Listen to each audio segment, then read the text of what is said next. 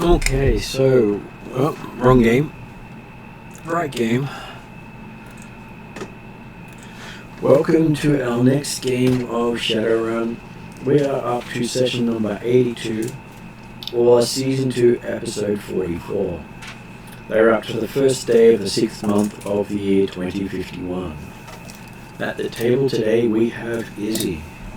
Hello, I play Poppy, our resident rocker, and Ruffy, her ride-along flower, who's just a permanent part of her. Interested to see what everyone's been doing for the last almost 2 months, I think. We said, Close to a month. Close to a month, there we go. So. Well, actually, to put it bluntly, 11 days.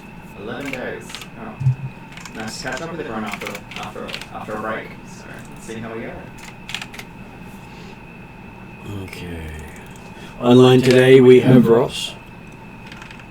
Yes, I play the lovable Wop, the troll hero group, follower of Ecky Thump from the BBC Pantheon, now dressed in his Ecky Thumpery gear that he's finally got from Surge, and he's really happy about that. Yes, you waited a long time for that. Yes, I now have magical braces. The elastic kind. Real rubber. Next up we have is Jeremy. Good evening all. I'm playing Desmond Deathshot, the elf. Well, he thought he was an orphan growing up on the streets of Seattle in the gutters, but he's pulled himself out, discovered that he might have family somewhere, and possibly other members of the party know, or about some of the family being a bit closer than he thinks it is. But he's decided, having worked hard in the gutters, he once had the loftiest ambition of joining the Ancients as the highest goal one could possibly achieve, but now he recognises that, hang on, there's even more money out there available. There's money you could get for working less. Absolutely. Next up we have is M. Hello, I play Bolt, your ever-lovable puppy. I'm not the sharpest bolt in the shed, but I am starting to get a better hang of this whole magic thing, and I've learned to use my phone without breaking it every time. It's amazing. Been spending a lot of time working that one out, and yes, quite magically adept as well. And I think also playing today is Hollow. So hello. She is a very ambiguous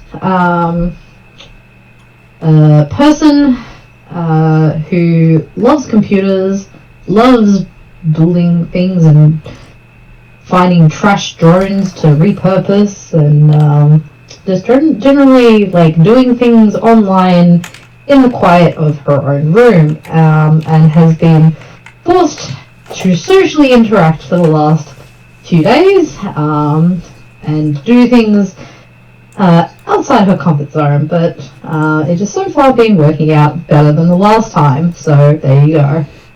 There's always a saying it could be worse.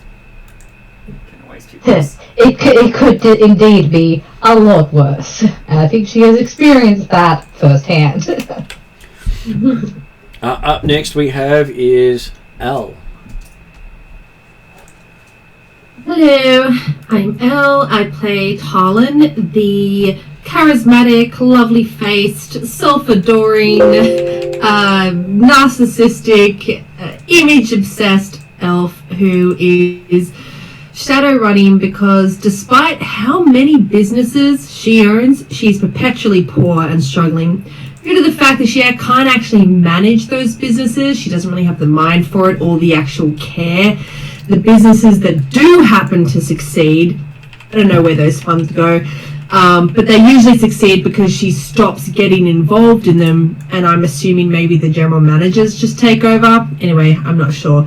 That's her. She's a sociopath, and she's just trying to live her life and do her best. Amen. Peace out. Okay, and potentially joining us this session, but maybe too busy courting life, is Josh. Hello, I am Josh. I play Nero. Nero is your very smart hacker who is surfing the dark web in relation to an evil event of his past. So he works basically almost hand in hand with Hollow and is willing to help the party as well as trying to investigate things that are pretty nasty throughout the world. Okay, does anyone believe they can give a recap of the last adventure?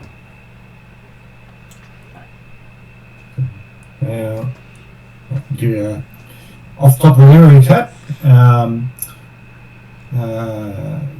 Shadow came in and gathered the rest of the group, having told them that there was a party to go to, and so, not surprisingly, Talon immediately jumped at the opportunity along with other people. Party turned out to be at the Young Elven Technologists location, who, for those in the group, in some of the previous adventures, was a opposition group to the Para Nobilis Association or something like that. I believe that is correct. Like that wannabe elves who weren't actually elves, who wanted elves to be like Tolkien elves, as opposed to technologically savvy elves from the Young Elven Technologists, real elves. But yeah, so we were partying there quite happily, but it turned out Shadow had another ulterior motive for getting the group there because Shadow had a meet to make with a gentleman who I'm pretty certain we all quickly recognised as Harlequin, who's somewhat Victor / Johnson, who's definitely got us into trouble somewhat regularly, but also definitely pays well, and whatever the purpose behind the job says, well, they come out well for us normally, assuming we finish it.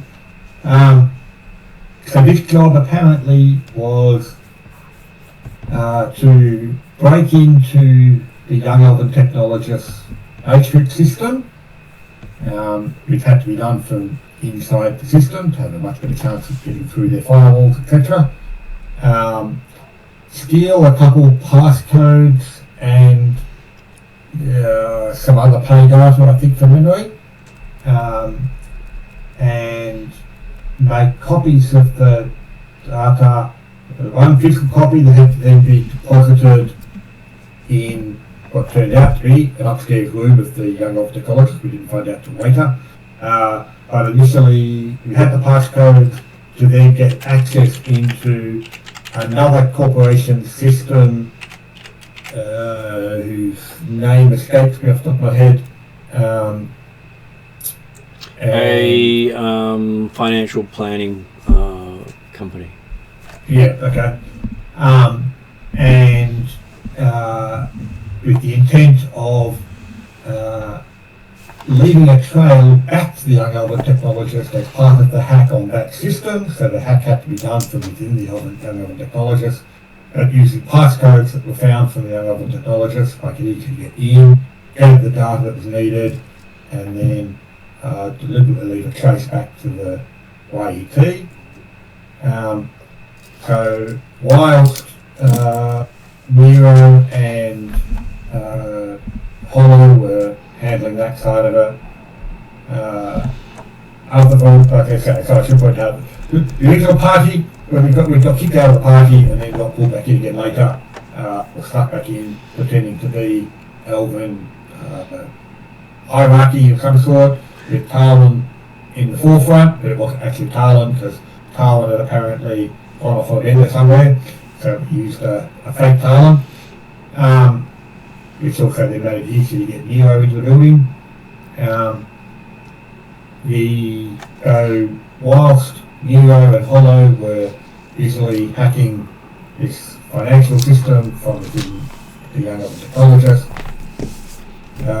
Desmond and Shadow worked to climb up through the roof, or over the roof, through the windows, back through, and come down inside Eva the Score's apartment, which is where we could leave the physical copy of what had been collected.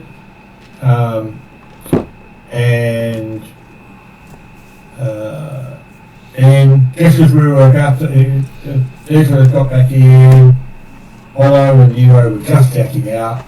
There was a big explosion occurred. Turned out that the Para Nobility Association, or whatever they were, had decided they were going to physically attack the young other technologists.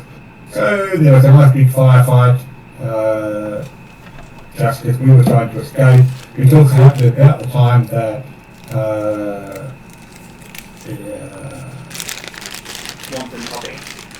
yeah, I can only think of floor up for Poppy. What Poppy's that for? So yes, Walton Poppy arrived at the front door of the ornithologist, and following along behind the Para Association, and I didn't make contact initially with us if we had no reason to expect them to be there. They didn't know where we were. We all quietly left out the window, and then realised that Poppy and Walt were trying to get into the middle of the firefight, so we said, what the hell are you going to go that way for? Let's go. Because they were trying to save you. Well, plus we're also getting rid of witnesses from our previous runnings with them. Fair enough. But yeah, so that I think covers most of the last. I think the bartender was the MVP of that one though. I mean, Carl put on a good show on the bar with the bar dancing, despite Walt's objections. And Walt got kicked out because of it. That's right. He was troll handled out of the building. Yeah, but I got some contacts from some other troll bouncers. And we did get a good payday out of it, because that's good. Some tends to pay well. And so then we took the opportunity to lay low.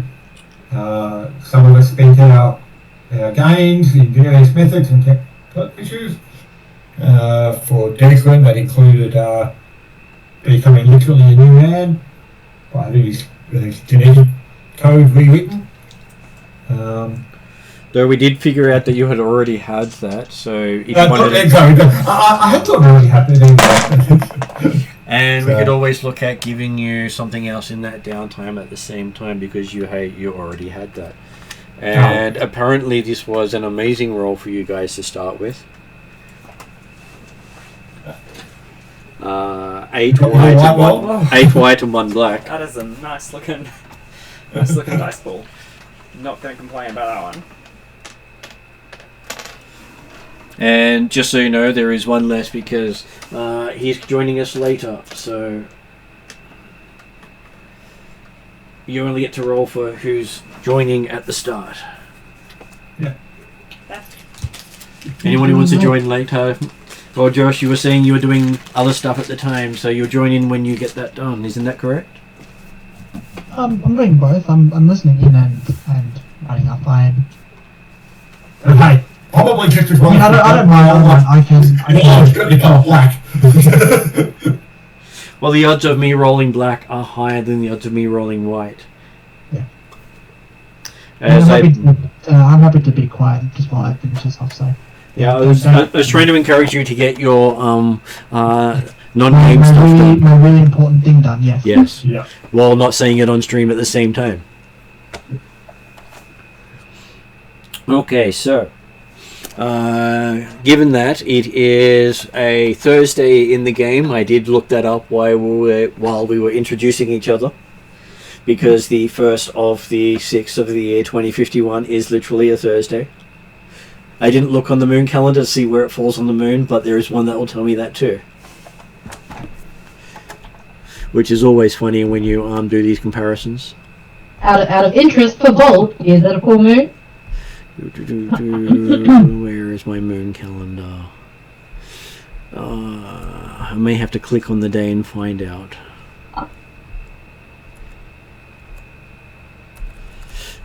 No, I'm not actually getting my moon calendar on that one. Damn. That's alright. It was worth a try. It was worth a shot. Okay, so actually there's my full lunar calendar. It is the flower moon on the 25th of May, which is just past. And the next moon is the 24th of June, is the strawberry moon. So flower moon sounds like it must be probably sunshine. Because apparently every full moon of the year has a name. An official name. And speaking of which, it is actually a strawberry moon here tonight in real life as well, so hey. I thought the strawberry's supposed to be pink. I had a look at the moon, it's not pink. It's the name of the 6th moon of the year. That's where the name comes from. No, it's not that. There's on Facebook they're saying, there's this special moon supposed to be happening tonight. Next time it's going to happen is another 20 odd years. Yes, but that's the same sort of information you get from about the idea of a giant full moon that's 4 times the size of the Earth type stuff. It is supposed to have a slightly different hue, but I don't think Australia's going to see it until like 3 or 4 in the morning. Quite possibly, it has to be at the right angle. Mm. And the amount of pollution as well. Yeah. There So, is. like, I don't think we're actually going to see it tonight ourselves. We might see residual tomorrow night, possibly. Anyway.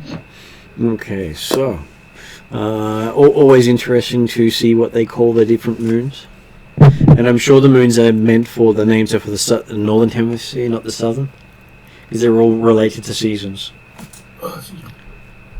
Okay, so back to the game. Ross, it looks as if one of your contacts has come through, and he's asking you to meet and get your team ready, because he's got a perla to tell you, and he sends it via text. So Perla, huh? yep, it's one you're not going to want to miss, he says. Okay. Which one of my contacts? This guy goes to the name of Noggin, and you've known him through the university. Okay. And it's all good. He's not associated with as technology whatsoever. He's associated with Renraku. So perfectly safe for you.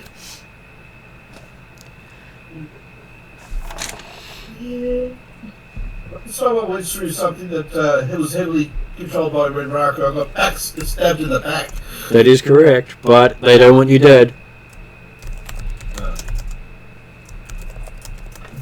Okay. Okay, well, I'll text Ezra and say, I've got a job.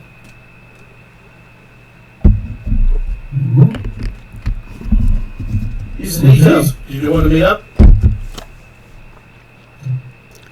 You're meeting at a place called Ugly at midday. Sounds like a bar. Ugly in daylight. I believe it is a bar, and I'm going to see if I can figure out where the bar is, because hey, they like to give me lots of information about these things.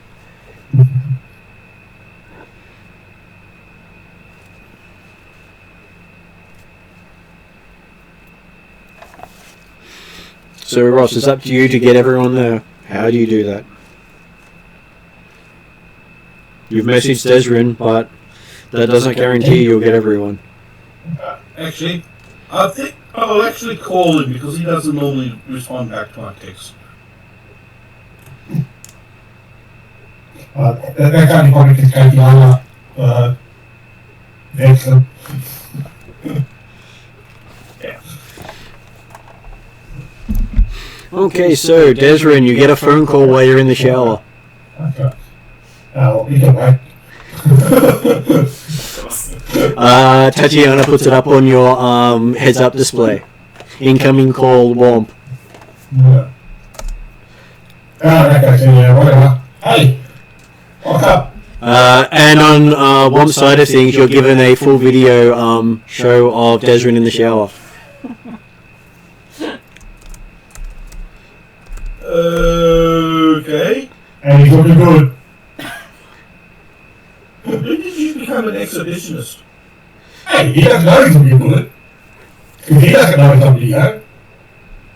Yeah, but the thing is, I just stated, when did you become an exhibitionist? Oh, okay, you're lucky to actually on the video.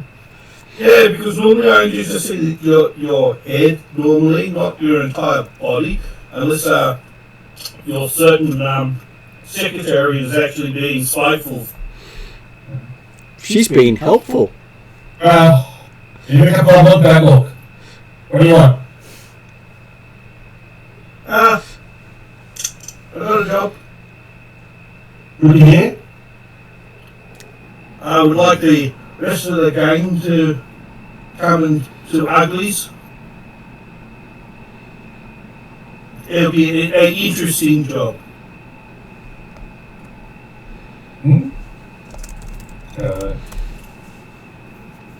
Maybe a good course? It is from a good source. He Yeah, hasn't told me exactly what the job is, but I do trust the guy. And it should be interesting. How do you know? It's not like the last one where we went to the pier 12 hours early.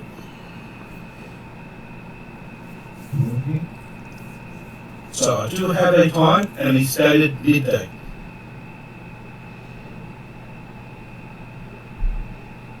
Okay. Okay, so is Bolt still there, or he's headed off? Yeah. I'm sure people are around. It's all right, exactly. Well, most of them are hanging out in your area anyway. Yeah. Give Hollow a call. He'll know when I'm in the building.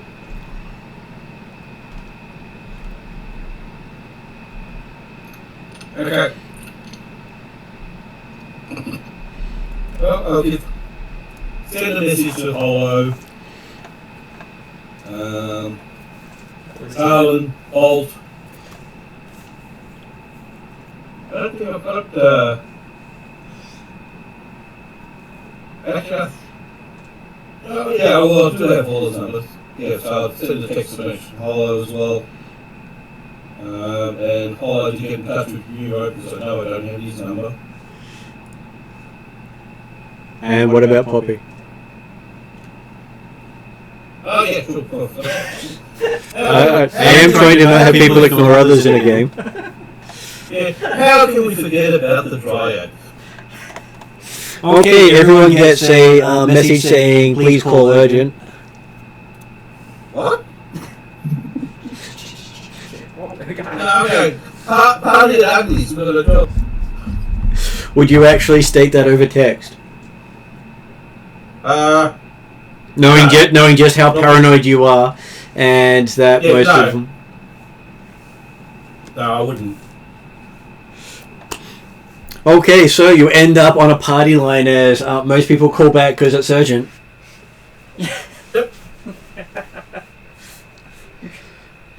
So urgent, what's going on? We've got a... What time is he making this call? While you're still on the line with Desrin in the shower. Yeah, but what time of day is it? It would be probably morning because, hey, Desrin's just had that get out of bed look in the shower. Yep, okay. The time is time to put on a towel. Desrin's never been ashamed of his looks. Wasn't saying he should be. Was saying to put on a towel. A digital towel appears on the screen. Doesn't Doesn't really cover anything, but it's there. I'm just getting out of style, so just like but covering that, it. But that's right. Declan shut off when he said, yeah, talk to Hollow. No, the image of Towley from South Park appears. I've got a job. Don't know it full details, but it is from a reliable source. It should be interesting, maybe even fun. Yep. The details are at Uglies at 12. Who's ugly? It is a bar, I believe. I cannot find the details. I've even looked for it. I just wanted the opportunity to ask who is ugly. All good. I believe all the proprietors and patrons of the bar are ugly, especially when they get drunk. But it is. Go ahead. I had a quick question, Martin. Mm-hmm. As part of the downtime, Polo had a whole bunch of money that she could spend. Is there such a thing as like like the Boston Dynamics drone dog? Is there like something like that exists in this game? There are quite a few of those.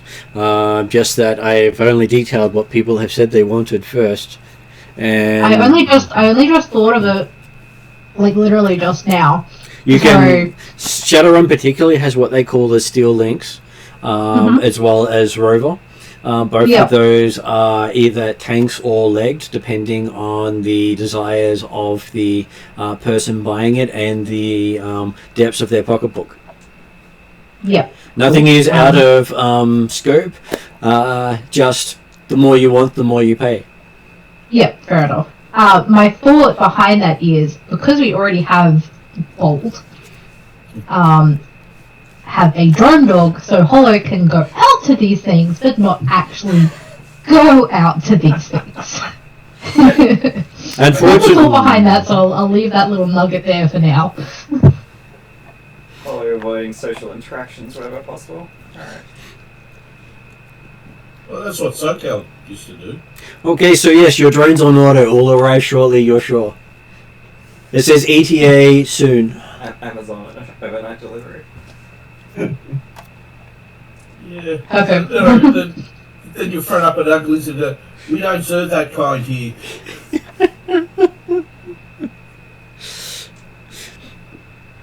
Quite likely there will be a lot of hatred of drones, especially in the Barrens. A drone is an excuse to be shot at. Why do you need an excuse? Even if that drone rolls around with Bolt? Yes. They won't shoot at Bolt, but they'll shoot at the drone. They've learned not to shoot at Bolt. yeah, they know the consequences of that one. And if Bolt just sees a toy get blown up beside him, is he really going to care too much? I don't know. If Polo takes the time to explain to Bolt, which, if this plan goes through, she probably will, that this is an expensive thing. I want it to interact with people, so I don't have to go out. And then, please protect it when your bloody dog is with you. And Bolt would probably agree. Treat robot dog like real dog. Well, depending on how much money That you could go want to really spend wrong. on it, Or really great. you could probably put fake skin on it. It looks like a fake Bolt running around. I'm sure that won't go wrong. I'm sure that won't go wrong at all. I'm sure I like where this is going. The next thing you know, where'd the fur come from? Well, Bolt's no longer around. I'm bold now. No. You just have to brush Bolt. But good luck with that one.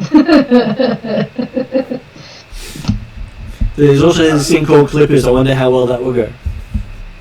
Yeah, no. Or we just skin a lot of devil rats. I'm sure having the rat brigade walking down the street as a drone will definitely not cause any problems whatsoever, especially as people go, I smell rat burgers. It's not like they are that. Hey, rat burger is a delicacy of the Barrens. Not Polo. Yeah, that's an idea. Get sponsorship from one of the burger joints and have it on the side.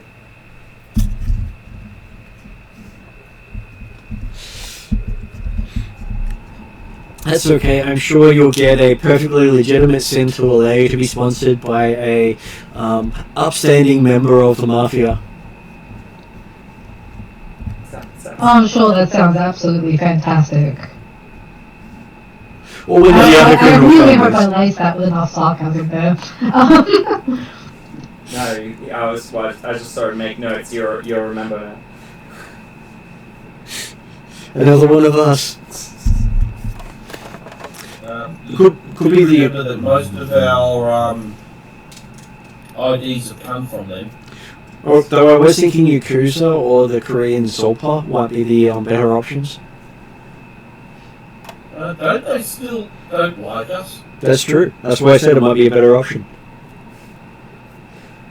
Yeah. Okay, so who's going in person? So, what do we know about Uglies? It is a bar that people go to who have nowhere else better to go. Yeah, but I'm talking location, like in the sense that what sort of area? Are we talking the Barrens? Are we talking downtown? Are we talking... I will ask you, Jeremy, as an expert on Shadowrun, do you know where it is? Because I've tried and not found out. I can't even guarantee it's in Seattle. That's how hard it is to find out. I don't know, as a player or as a Shadowrun expert in the novels. I have confirmed it's in the original trilogy of novels. Yeah. Can Follow do like an internet search and just make it up? Well, if you want to do an internet search yourself and find out, you can actually regale us with facts if you wish to. I was happy to make it up, so... Well, he follows your spider, so you'd probably just be like, hey, Colo, go look this up. and particularly the idea, Declan was interested to know what sort of dress to wear, like in the sense of, hey, if we're talking upmarket place, ironically named at the top of the Seattle Needle, then that changes the style of dress and equipment you take with you compared to a rundown hole in the wall in the Redmond Barrens. So. Well, it might not be the Redmond Barrens, but don't take anything shiny and don't take anything you want to keep. It's not. Well, there's one in London. I'm traveling that far away. It's a long way for a job. Well, we can assume that if he wants to meet at midday, that it's probably in Seattle. Ships to Kansas. You're on the top order, it would take too long to get there. I mean, sure, I can. I was going to say it's in downtown. She sort of sends like a whole bunch of like emotes that look like, you know, garbage, trash, guns, and you get the feeling that she means like this is the trashiest place imaginable. Stop sending emojis. Go packing. Go at least packing. Maybe not shiny, but at least carry something with you. And that it is like the seediest thing you could probably find in downtown. Yeah. Alright. Everyone will then go for wearing a nice looking suit, certainly not particularly upmarket or expensive one. And one that you could quite happily throw in the trash afterwards if you have to. Yeah, that's right. So, not going to be concerned about.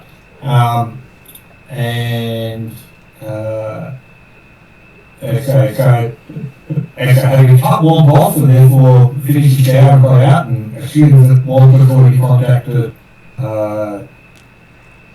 Hollow and gone through. Well, luckily for you, Tatiana didn't hang up your call and kept voicing through the audio and showing everyone the whole Desmond Gets Dressed routine.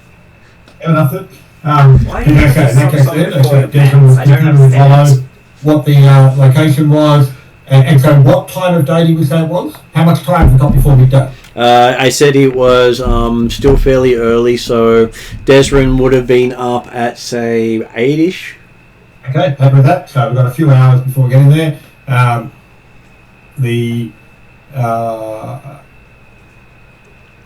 Is it worth getting there early? How well do you know this contact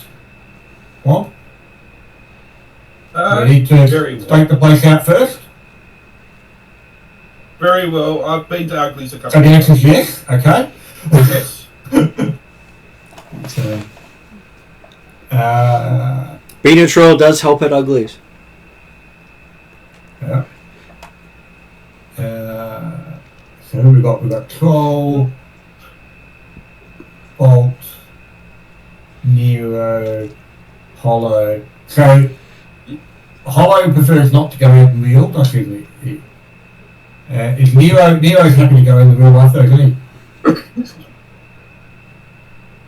Usually yes. I hope I'm answering right for Josh because he's got concentration face on at the moment. No, that's all. That's all good. So I would suggest that Womp and Bolt probably go in a bit early and be there apparently to meet up. Womp can be there to meet up early. Downtown, it might be hard for Declan to be there as a overwatch with a sniper rifle, so he could come in a bit later. So perhaps Declan, Carlin, and Poppy can wander in around the 11:30 mark or something like that, just potentially having come back after a long night, apparently. Just never stopped. Exactly. What's this thing called? Sleep. That's for the weak. Nice chlorophyll for that.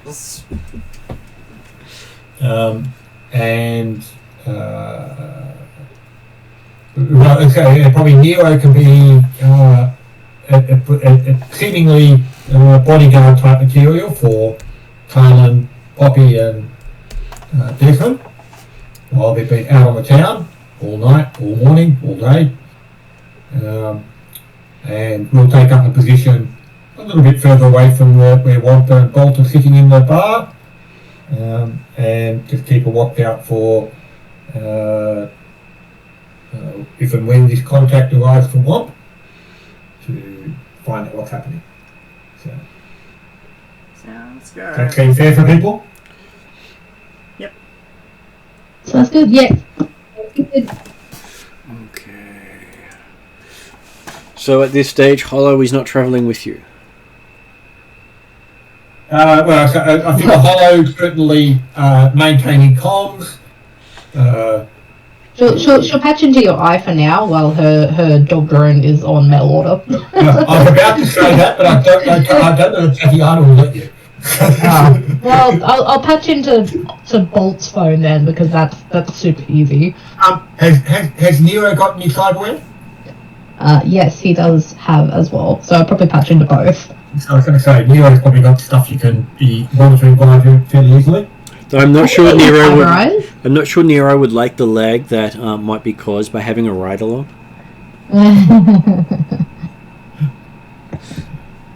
As being logged into someone's system does use system resources.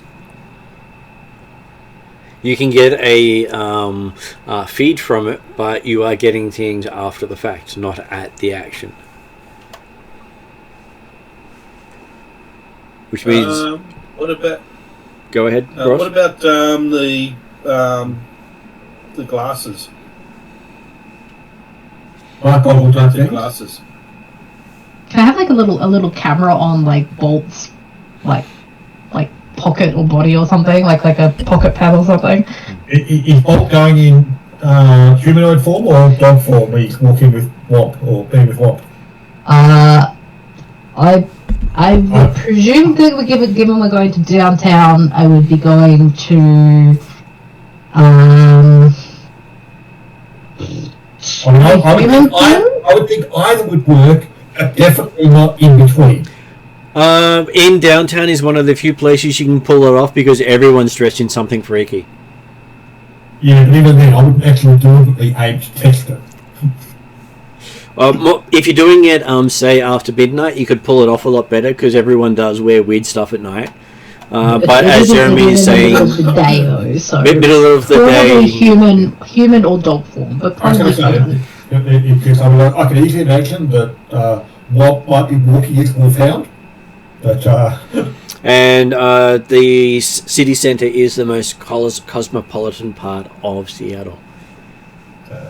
Mainly because they realise that really powerful crap exists here and you don't piss off the wrong thing. but it's entirely up to you as to what shape you're in, but I'm definitely, even though you might get away with it, I wouldn't recommend hybrid form. There's also the fact that Bolt is wanted in hybrid form on many of the police task forces. So while people aren't going to object, you will flag interest. Yeah, no, I'll go in human. Yeah. Because I can pretty fluidly change to whatever from human, dog, and hybrid, so... The other factor, of course, is that considering what little we know about uglies, they might have a thing against pets in the bar, so... Of course, when they argue that, might be a different question, but yeah, going in sounds good. Honestly, I've never tried, so... Normally it's orcs, trolls. We're just sending Ariadna a message. Okay, so how are you getting into the city? As we said, we're sending 2 people in advance. That means it's up to Bolt and Womp. How are you getting into the city? Is there an Uber? You will not get an Uber to pick you up from where you are. Yeah, You have to get out of... you have to get over the border between Punjab and Bellevue before the Uber will pick you up. And I'm sure pulling out a saddle and saddling Womp and riding him out might not be the best way for Womp to get out. But it would be hilarious. For however long it lasted before one beat the other. Sounds fantastic. I encourage it. Well, Womp can go large dog form, so can literally take the troll for a ride. Okay, that may be noticeable. This would be a warg rider running through town. Yeah, I was about to say, that's not going to scream alarm bells at all. Fine. Yeah, then I'll just basically, paint myself black, have a white handprint on my face, and have a white handprint on Bolt. I see you've got the idea. It's a shame it's not near Halloween, because that would be really cool Halloween idea.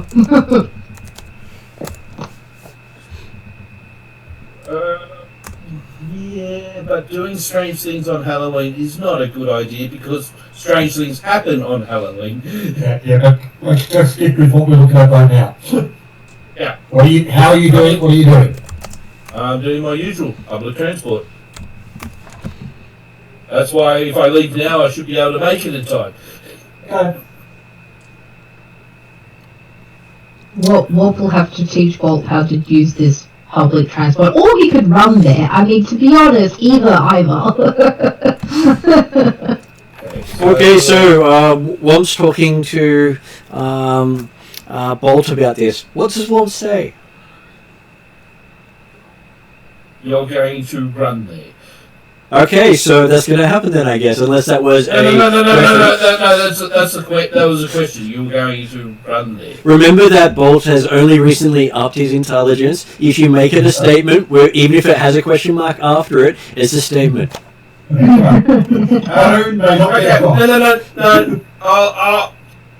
I'll show Bolt on how I get to uni, and that's basically what else do. So how did cool, I can track you to uni. That sounds great. Okay, so yes, we now have Womp with an eager person asking way too many inappropriate questions. I'm sure Bolt will just keep asking questions because someone's willing to answer everything, and you're smart now. Yeah. So why is that lady asleep on the thing? What is that thing? Why is there gum stuck in here? Why does it taste like candy? Why is my tongue stuck? As we fade to black with this look of horror on Womp's face as he realizes he has unleashed the beast. Just not the one he expected. Well, on the plus side, at least I didn't unleash Kitten Kong. Okay, so Group 2 has Desrin, Talon, Poppy, and Nero. Apparently, Jane has rocked up with copies for everyone and a new minifig action figure for the latest superhero craze. We need to talk about your collection, okay? This is... She managed to buy one for everyone so they can get started on it too. We spoke about this. You need to buy less, not more. Well, her point is, it's not for her, it's not for me, she's doing it to help everyone. As the figure she chose for everyone is the new Legacy. It's the new Legacy. The one that replaced the one Flogger killed. The son of the Legacy Flogger killed. Okay. This one can fly. Is that before or after he gets hit? Oh no, the first one didn't have flight. This one has flight. Every Legacy has a new power. And all the old ones. Yeah, it's the if you strike me down, I will become more powerful than you can possibly imagine. Not quite. It's the next generation. So next generation has a new power. Not necessarily to stop what stopped the previous generation. And there are rumors that the next Legacy is looking to be a first female Legacy. Well, fair enough. That does sound like your collection item. Well, it seems only the first born of the family gains the powers. Interesting. Alright. Or it might be the first one who lives long enough. Plus, parents with super kids probably don't want more than one. Could you imagine a child who can fly out of your arms and go wherever it likes?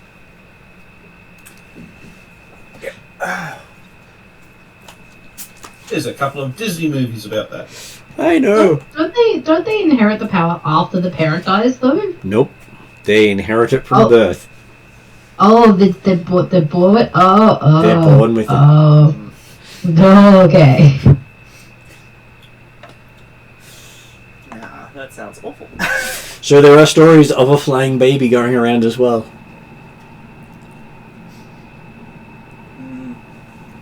Alright. And occasionally there are the rare figures of Legacy with a baby min. Because, hey, they like to throw their variants out there. And you do get a hopeful request from Jane. If you see one, can you pick her one up? I will. Okay. Oh, fine. Currently it's going for way too much online. I see Jane's computer away from her. I know she'll find another way to buy all this crap. But still. Well, she could just walk into the store and order. I know. But trying to reduce the likelihood of she's going to spend all her money on this. She seems happy. Yeah, I don't doubt it, but... And occasionally you hear pew pew pew pew coming from her room.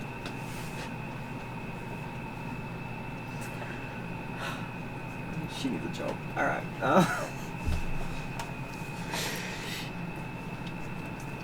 Okay, so how does Desrin, Talon, Poppy and Nero decide they're going to go into town? You're currently sitting with a coffee and an action figure and a request. Side quest. So, yeah. Put a pin in the side quest. I'll help Jane a bit later. Dexon's happy to drive a van. Makes enough room for everyone.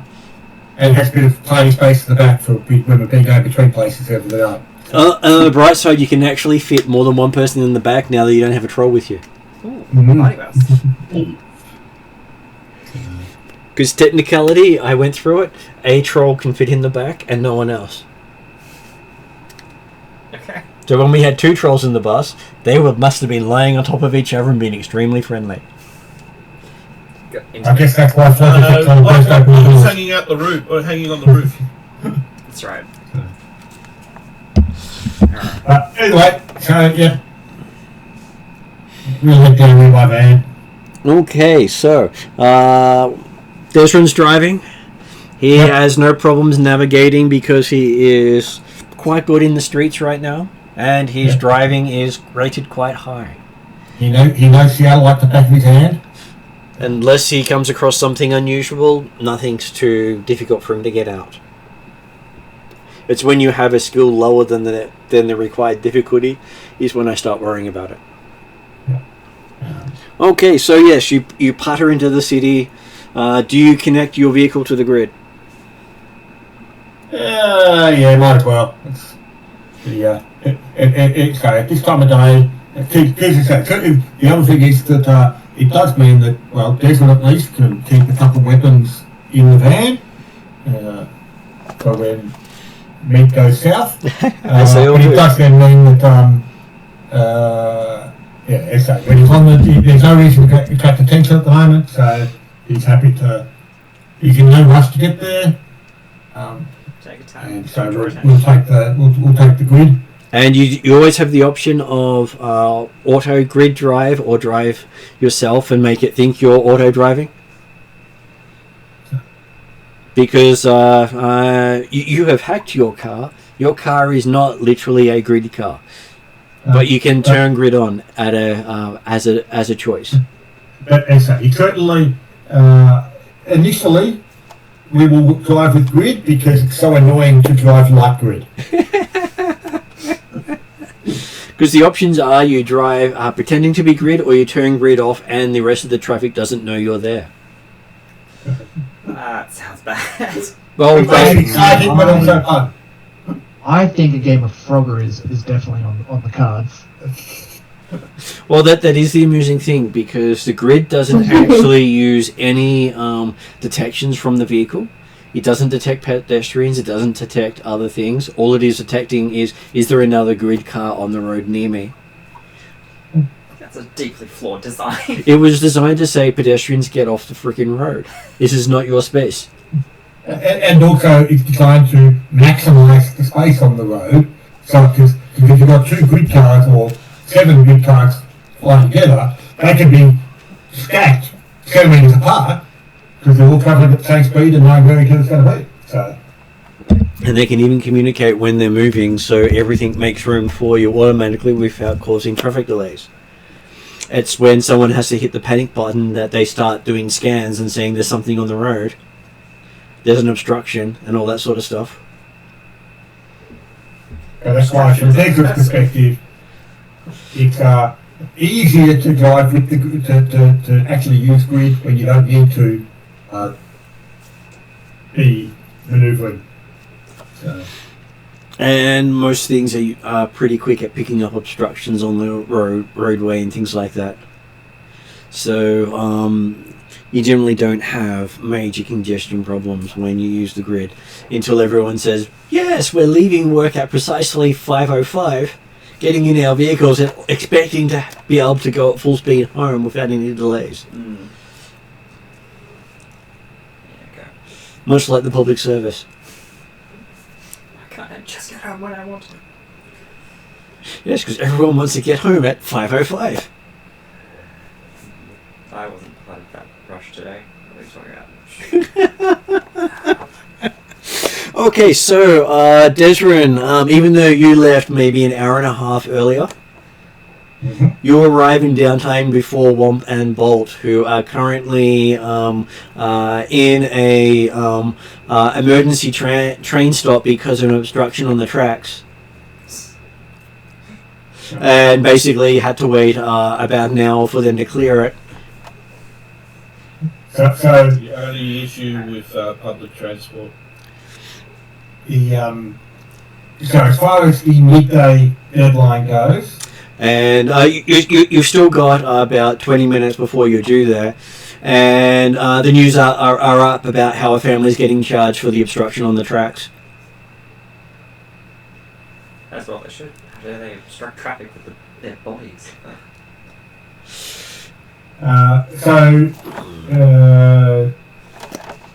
Basically, yeah, we'll contact Womp and confirm that they're in position as we're approaching.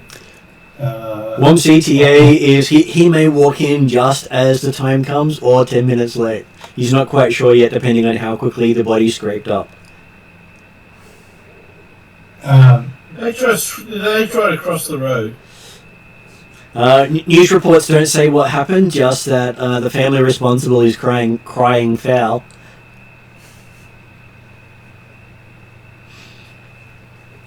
So in which case then, Declan will get a park and we can somewhere down the street type stuff. He's not aiming to actually be outside the bar.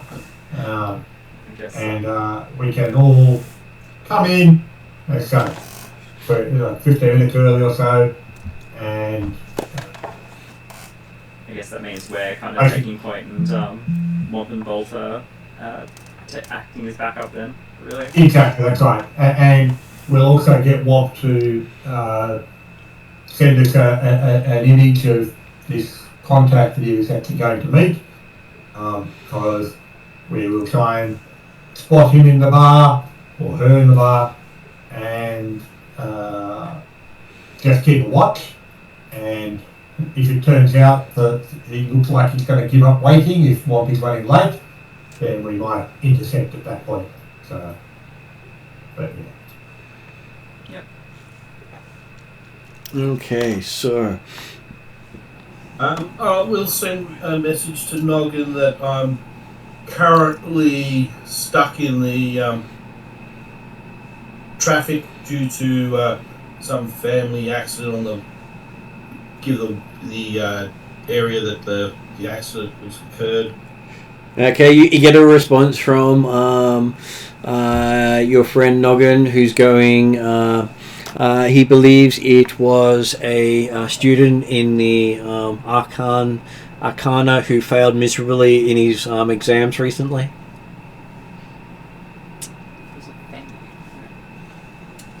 Okay. Was that Jonathan's Smite? Says, oh, didn't know they released the name so quickly. But yeah, it's come across as apparently he was too ashamed to tell his family he completely funked Arcana 101 to the point where he lost his scholarship.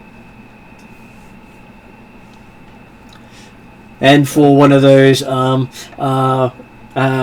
gold-plated spoon children, that was too much of a shock for him to continue. So to share the pain but not everyone else. Yeah, well, money can't With your buy goals, yeah. grades in this system. Who've you been talking to? No, there's a lot of practical, so you can't get away with that stuff. And you can't phone it in because you actually have to attend. You can fail by not showing up. As Womp almost did. Oh dear. When he was laid up in hospital after meeting a dragon. Didn't quite go so well as he liked, but he was the last troll standing. Yeah, I still didn't get my signature. Well, his heart just wasn't in it at the end. He was somewhere else. Yeah, someone ripped it out. Another dragon. Yeah, my uncle's boss. Okay, so you guys rock up, get into the bar just in time before the time comes. You have Womp and Bolt leading the way. Even on foot, Bolt is faster than Womp. Well, 2 feet instead of 4. So if that's the case, I hope Bolt's carrying me because I'm not keeping up. Well, you got in there with Desmond. You got there early. Still. So what does Hunters look like? Exactly what Colin described? I will answer Jeremy in a moment. He's happy prancing around like an excited puppy. So that's up to you, Em. I mean, I can skip down the street if you really want me to. I'll play you a tune while you do. No. Sure, I skip down the street to Poppy's tune. Yeah, alright. Happy Larry. And singing it so off key, it does send your hackles up. Yeah, I'm Poppy can hear it coming down the street. Yeah. Sing following the leader. And then you're welcome to the site of Poppy's welcome to the site of Bolt singing one of her tunes badly. It's always nice to meet a fan. She knows the words, mostly. Doesn't know the notes, but knows the words. Look, it's... Well, she might know the notes, she can't sing them. Doesn't quite know the beat either. Again, it's always great to have a fan. And at least you think it's your song. Pretty sure. I'm hoping. I'm hoping. Okay, so for Jeremy's answer, at midday at Ugly's, except for your team, the only other customers are a half dozen losers who have no better place to go this afternoon than a slightly run-down bar, which is how it describes it, just to make you feel so much better. The other patrons, 4 men and 2 women, all normals, wear the look of loneliness. The men, 2 beat up in raincoats, the other 2 in ragged sweaters, haven't shaved for days. The women, middle-aged, former beauties gone downhill, are heavily made up, but you can tell their hearts weren't in it. I was going to say haven't shaved in days. And... I'm sure that applies too. They just don't care anymore. Nobody is talking, not even Johnny Ugly, the bartender.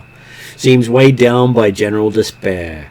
And Johnny Ugly looks very much like a troll, so I'm going to say he's a troll. I can give people a sort of close-up. Excuse me, what are you saying about trolls? Flogger was a very handsome troll, according to his mother. So, what do you guys think? Handsome? Yeah, I reckon that's a crazy mother could love. He might be orc. That is true, he may be orc, hard to tell. I'm not seeing an obvious horn coming up, so... Well, you sort of missed the top of the head, so I was thinking either. It's not clear, so... Although, it must be an orc, or he must be an orc, because I'm assuming that cat is not large, not expanded size. True, so orc is probably more correct. Also, I am here now. Okay. So we now have a Josh who's finished his side trek. Yep. So you wouldn't be in a place like this before sundown when the action usually picks up, except for a call from one noggin, a fixer who contacts at Renraku. A simple job, he told you. And this is stuff that Womp got on the trip in, but hasn't had a chance to tell you because he didn't want to send the message from public transport and be recorded by the powers that be, because you know how paranoid he is. The job is to find a girl who's run off with a valuable and bring the prize back. Valuable, not the girl? Pretty much. Okay. Since when do people in Shadowrun value the people when they're not celebrities? And even then, it's more about their image than the person. That is true. So you're not quite sure whether or not you'll take the assignment, but Noggin's got a good rep, and the biz sounds like a slice. Nice wording to make you feel like you're really in the know here. Yeah. The door to the bar cracks open, and sunlight flashes in. Everyone raises a hand to their eyes because, hey, it's so dim and dark in here and everyone's depressed. No, they're depressed and not drinking. Not drinking. That's how depressed they are. Yeah. Either that or the drinks are way too expensive for the quality of bar.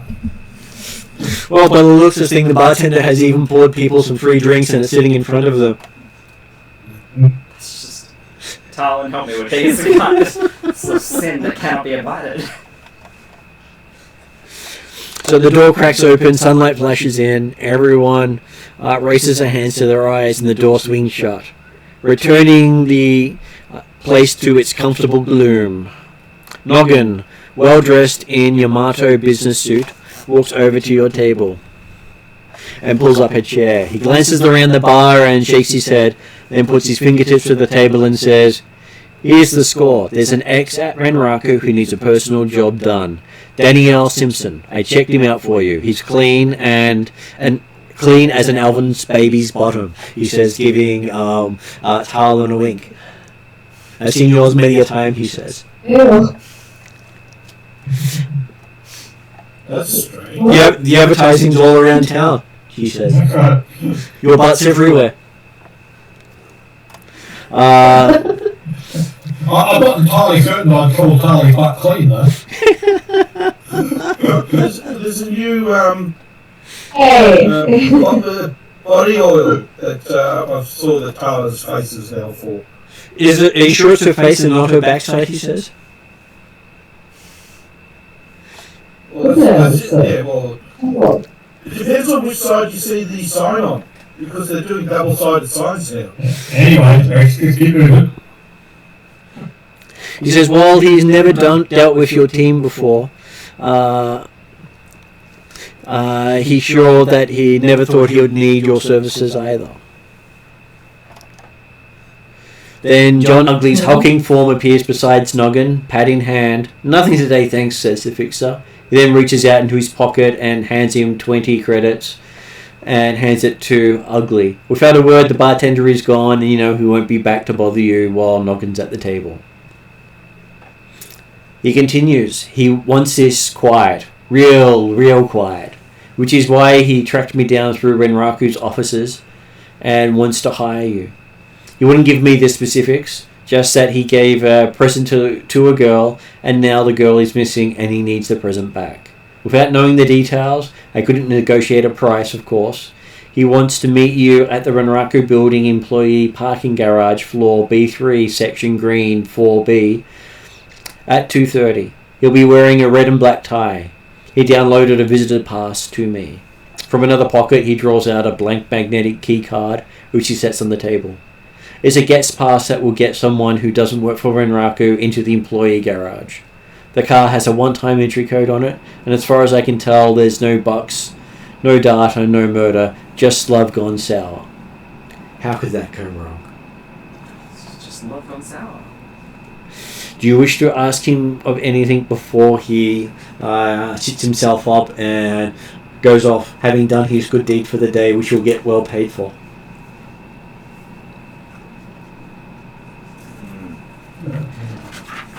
Fixers always get the best job because they don't have any of the risk. And they get a cut of the profits. Unless they squeal that what happened to that fixer that betrayed us. Well, that fixer died. Okay. Yeah.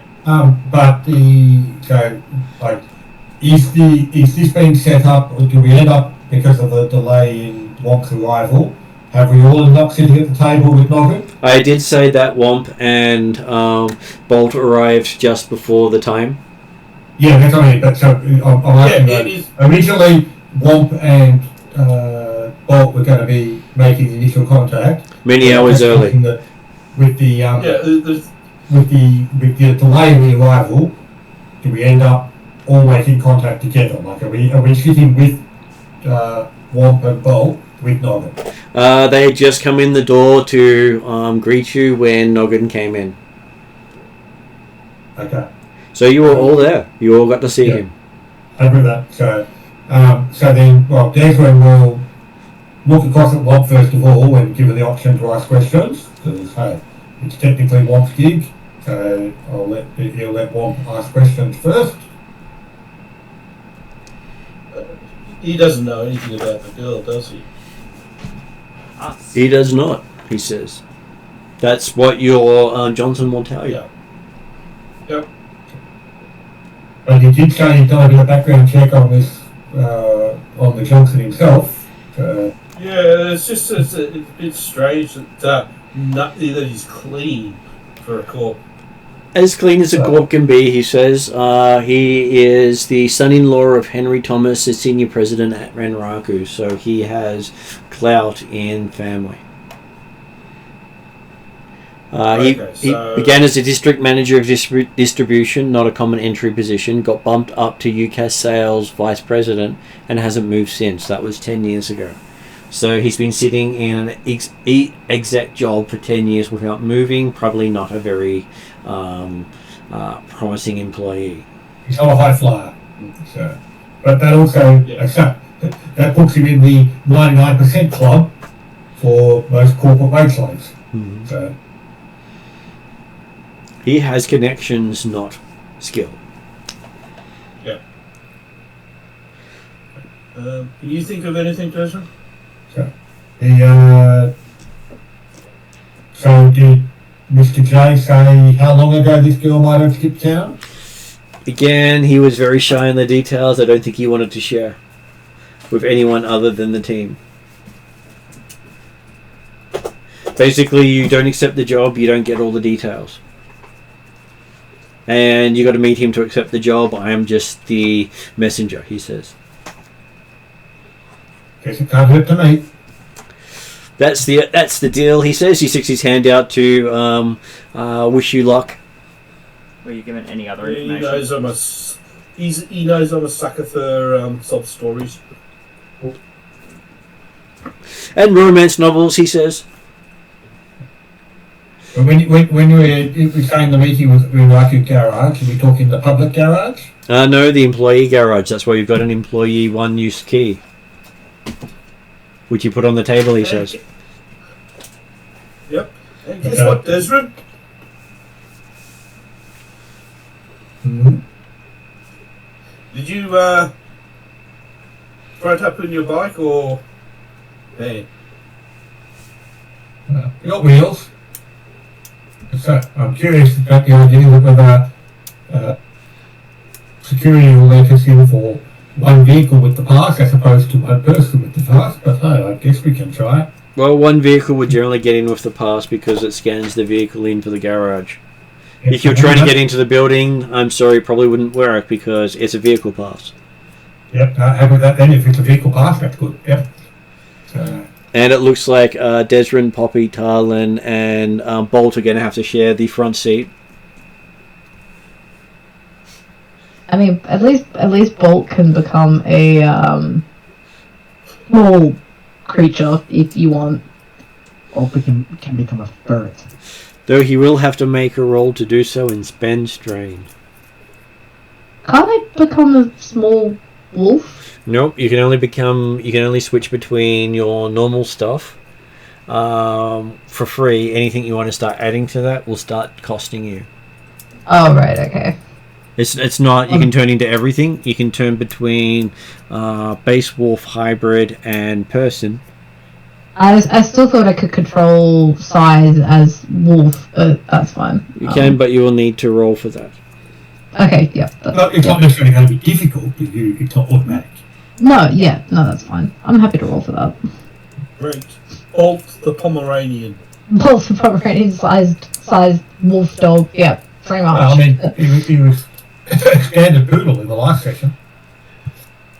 Yeah, but now Bolt's becoming a lapdog. Chihuahua. Vicious little murder hobo. Chihuahua-sized wolf. That'll be interesting. Bolt's the size of a chihuahua. Throw Bolt. Bolt then cancels translation while in mid-flight. And then falls like a rock because doesn't have the velocity to match the weight. Physics is physics can be quite a bugger. Just before I hit the person and then careen into them.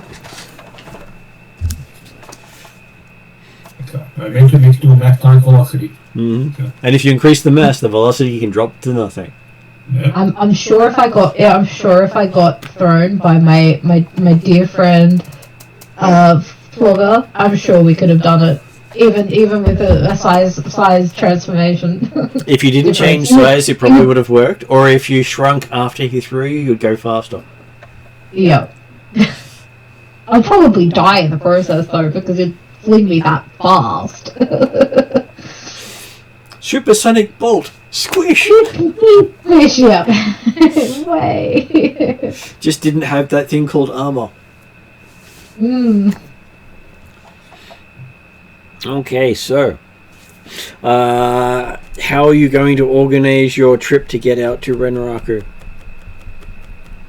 So it was 2:30 to get there, was it? 2:30, leaving you 2 hours to get out there. Yeah. With traffic. Well, I was going to say, Renraku is also in downtown, isn't it? So It has its own arcology there. that's right. So We probably got a bit of time Been that there sleep. before. Yeah. Well, we've been close to hitting the shadow of the archaeology. Because that's where the APM was. Yeah. That's what it was. APM wasn't it? Association Paranobilis.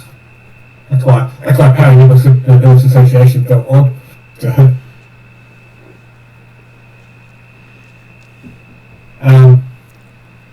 yeah. Well, I mean, hey, you could always go and hang around the mall in market for a bit first if you wanted to. Wait, should I? Here's side quest. And the rest of the session was spent going through our inventory. Didn't Congratulations. Poppy and Tyler do shopping around there as well? Well, they've certainly done shopping there before, when they've done as part of a session, it's a question, but I guarantee that it's been a place to be seen. Yeah, Talon doesn't buy things. She's actually also a kleptomaniac. It's a neurological disorder. She doesn't want to hear about it, okay? And that's why her picture's everywhere. It's not advertising.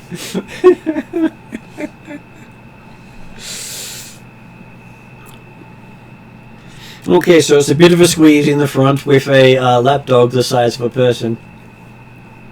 I was thinking my cuddle. Well, it's the easiest way to fit in. As one takes up most of the back. It's smaller. Bolt could. I could look it up and see what it would be. I have a button for a die. Okay, so... And let's face it, there's probably more room to squeeze in the back than there is in the front. So it starts off at 2 purple, and it does turn you into a size 0, I believe. It would be hilarious if this was the It first is- roll that requires take corruption. I'm just saying. It is quite possible, though she does have 5 white dice. So it is the 4 yellow, is 2 the green. primal, is that right, love? It is primal, yes. If you made a potion to do that, people might be a little worried. Here, drink this. Yeah, true. Pomeranian. I mean, I probably could, right? You could, yes, but it wouldn't last very long. No. They last for about an hour per power rating you put into the potion. 3, And you generally have to commit a point to keep the potion. So you can't make lots of them and sell them. Because most people won't believe that the potion's going to be effective by the time you want to use it. What do you mean a potion only lasts an hour? Well, it's an hour per rating, so if you do, Alright. if you could literally drop a what's your magic rating? 5-hour potion, but then your second potion would be a 4-hour potion. Your third potion would be a 3-hour potion. Until you get down to a maximum of 5 potions if you're lucky, with one potentially being corrupt or more. Yeah. So they don't quite turn the way they're expected to. No, it's worth it. So is the difficulty 2 purple, did you say? Sorry, Mark? The difficulty starts off at 2 purple. If you look at your base transform, it is 2 purple. Yeah, I'm And not that doing does make anything it 0. special with it at the moment, so 2 purple it is. But luckily you can put 4 upgrades on it and you can apply the same upgrade up to 4 times. That's where your knowledge lore comes in handy, because that's all about upgrades. Oh, cool. 1, 2, 3, 4. 1, 2, 3, 4, 5 black, 2 white.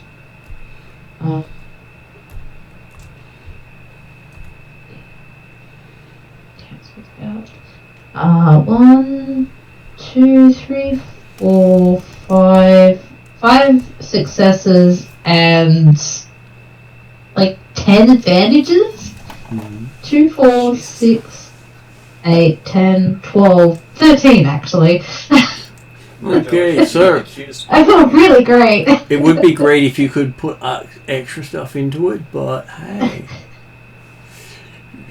Doesn't it also cost strain to do magic? It does. So after you cast the spell, you're down 2 strain, which you can't cancel out with the actual advantages. Oh, that sucks. And do you how many magic points did you get that weren't corrupt? 2 white. And do you wish to spend those 2? 1 to activate and 1 to sustain. Sure. Which means your magic rating is now 4. 4, yeah.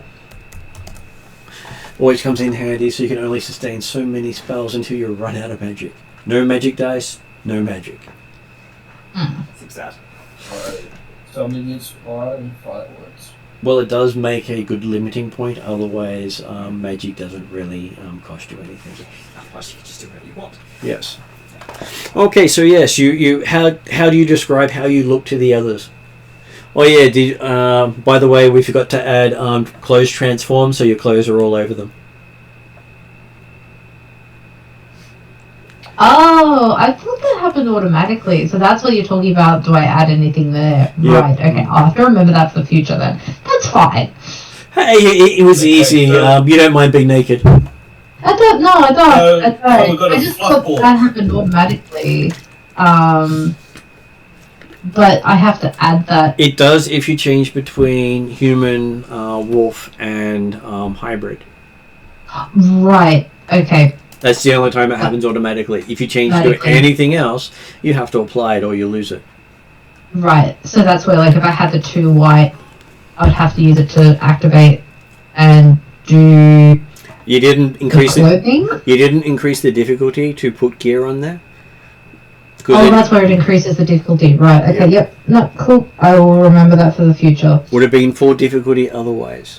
Remember, this is only, like, what, the third time I've done something other than wolf? You have done bird and you have done other poppy. So Yes, I've done bird and poodle, and I have done rabbit, but I think I know that one, and that means it's also automatic because it's a known it's a known creature one. rather than You don't have to learn the creature, which is the difficulty. If you don't learn the creature, you generally have to pay extra. I'm assuming you've interacted with dogs and have learnt some basic dogs. Yeah. Because dogs are your type. They're your people. Yeah. They're my people. I sing the song of my people. Ooh. Please, no more singing. And as you hear this little yippy thing going, yip, yip, yip, yip, yip, yip. And are you the version of Scrappy who wants to claim Talon for yourself? I'll like curl up in her lap and just look like really proud of myself, like all puffy and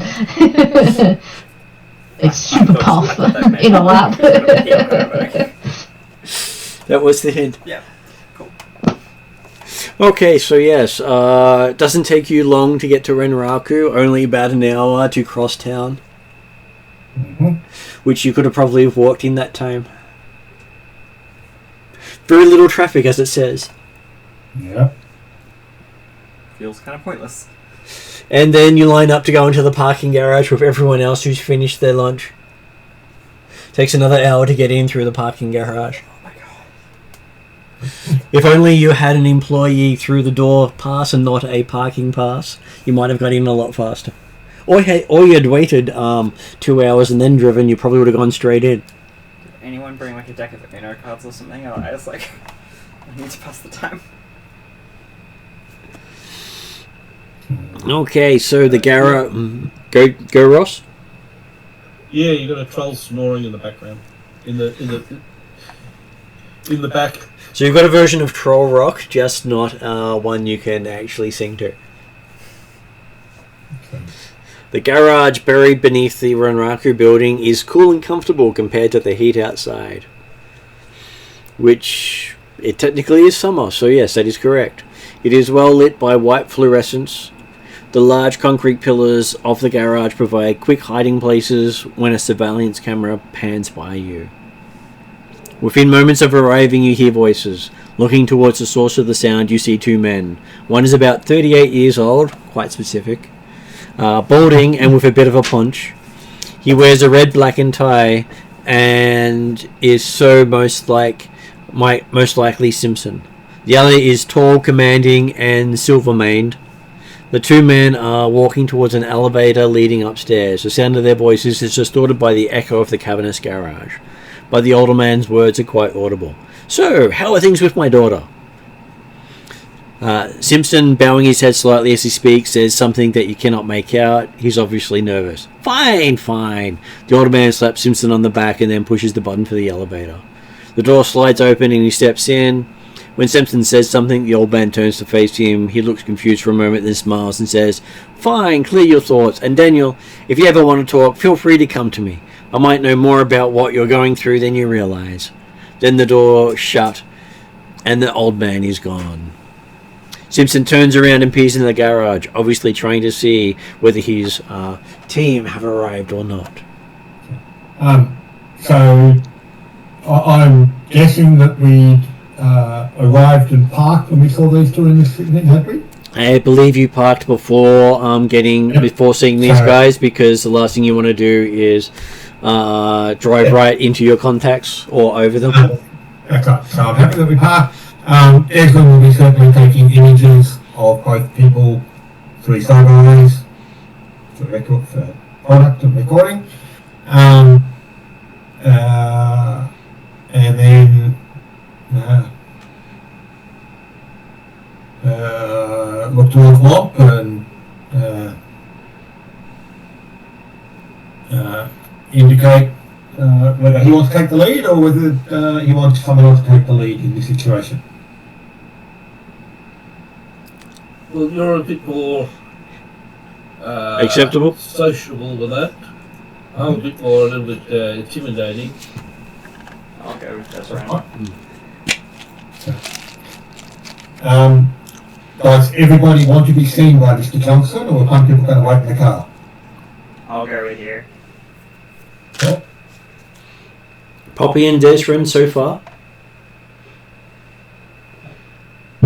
I mean, if Talon wants to get out of the car carrying Bolt, he won't object. Yeah, Talon will do that. It's high time she act. It's just chance where it's time to shine. It's a social encounter. We can do this.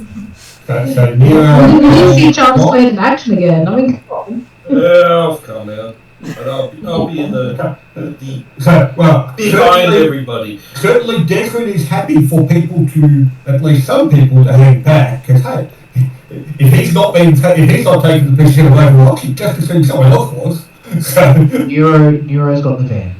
Mm-hmm. Okay. Do you plug in and start fixing the software? Not providing Overwatch, just fixing things. Just gotta tweak the radios. I'm basically outside nonchalantly leaning against the van, just keeping an eye on things. Okay. Hopefully we don't have a similar problem as we did with Flogger, where the van suddenly mysteriously gets destroyed in the background while things are happening. Doesn't mysteriously get used as a weapon. I said mysteriously destroyed. I didn't really need to point out facts. Well, listen, Neuro can damn well try and use the van as a weapon. He probably won't succeed as well as Flogger, but... Okay, and so we will go up and... He jumps as you come into the light. Apparently he's quite nervous. Desmond will be basically saying, Mr. Johnson, I believe? Yes. My name is Daniel Simpson. Yeah, all good. Yes, Mr. Johnson. He goes to extend his hand, but rethinks it and pulls it back, and goes to extend it and rethinks it, and then puts his hands behind his back. I believe you're looking for some services. Yes, I'm glad you could make it. I suppose you're wondering why I asked you all to come, even though you just asked, and I seem to be repeating myself multiple times here. All good, and he laughs again.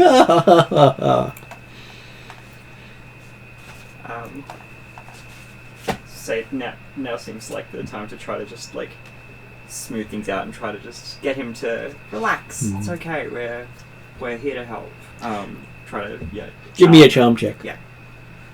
I was gonna say if he does his like hearty laugh again, Bolts is gonna like bark at him. Because that laugh is awful. It's meant to be.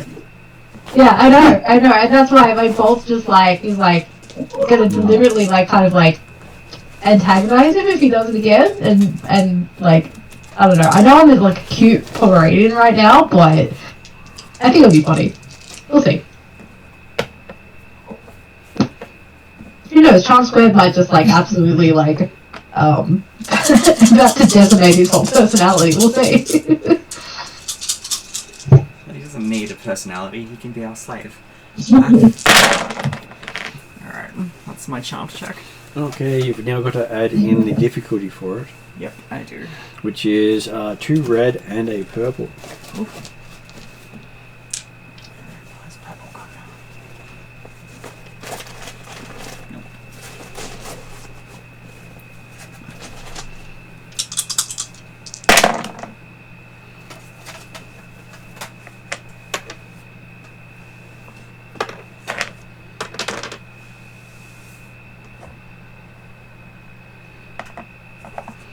So, as you got a triumph on a charm, you could make this an ongoing friend of yours. Yeah, absolutely. So, Daniel Simpson has become a friend of Poppy's. And would you like to define why he's so smitten with you? Or would you like the GM to just throw you a bonus? I'll take the GM bonus because I'm not sure where the situation's going. My default was going to be I've just really, He goes, "Oh, I've heard all your music," and starts pulling out a showing that his tie under his shirt has your actual logo on it, and Bye. you didn't know they did logos. Obviously, someone's been making money instead of you. Yep. We can note that one for later. And I got the gym wear too, he says. Gym wear? Oh, fantastic. I'm so glad. It's always good that someone is making money off themselves, he says. I agree. I couldn't agree more. Sorry. Please. Perhaps you get back to business, Mr. Johnson. Says, "Oh, okay, so I have a slight problem. I recently purchased. He pauses again and goes, and then laughs. I recently purchased an expensive gift for a friend of mine. Or someone I thought was a friend. I've discovered that I need the gift back. Quickly. Within 3 days, actually. However, this friend of mine, this ex-friend, has vanished. She didn't return my calls yesterday, and today her answering machine didn't take calls." Probably full. How long have you known this friend? No, that's immaterial, he says. What was the gift? Oh, we'll get to that in a moment. I'll let you know who it is so you can find them, because that's the important part. If you don't find them, the gift is sort of meaningless, he says. Her name is Victoria Delling. He says, "This is what she looks like," pulling out his phone and showing you on his screen. Looks like a young woman in her mid-20s. She has pale, heart-shaped face framed by black curls. Looks quite striking if your tastes run towards the innocent type. Your heart is now throbbing, it says.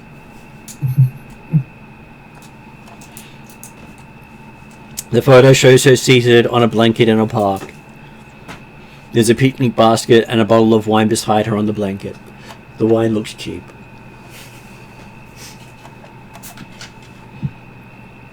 Her address is 1414 Mayfair, apartment 2W.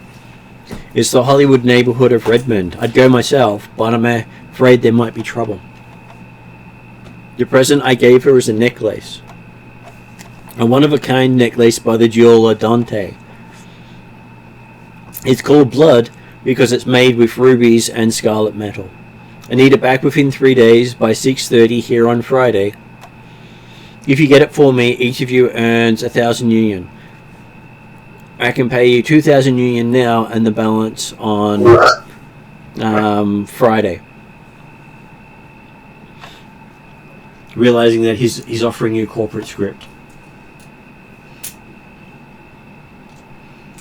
Meaning you can only spend that run rocket. You can use it in the Redmond Barrens wall, also the Enraku wall, but probably not many other places. And he probably very easily track money. And he probably wouldn't have any other funds because he works for Enraku. You mentioned you were concerned about trouble?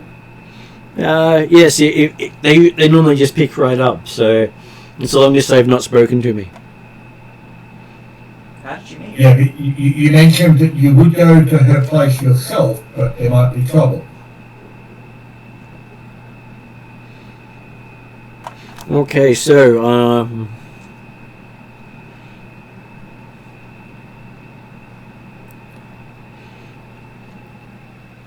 okay, so he says if you can get the necklace, he'll meet you at the Glass Onion at 6:30 to pick up the necklace.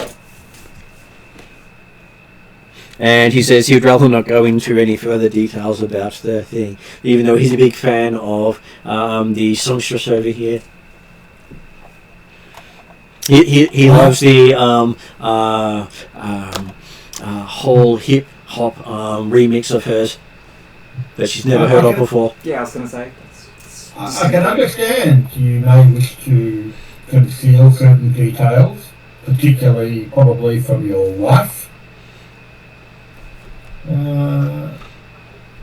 Just based on the fact that, hey, if he's 38 and she's 20-something,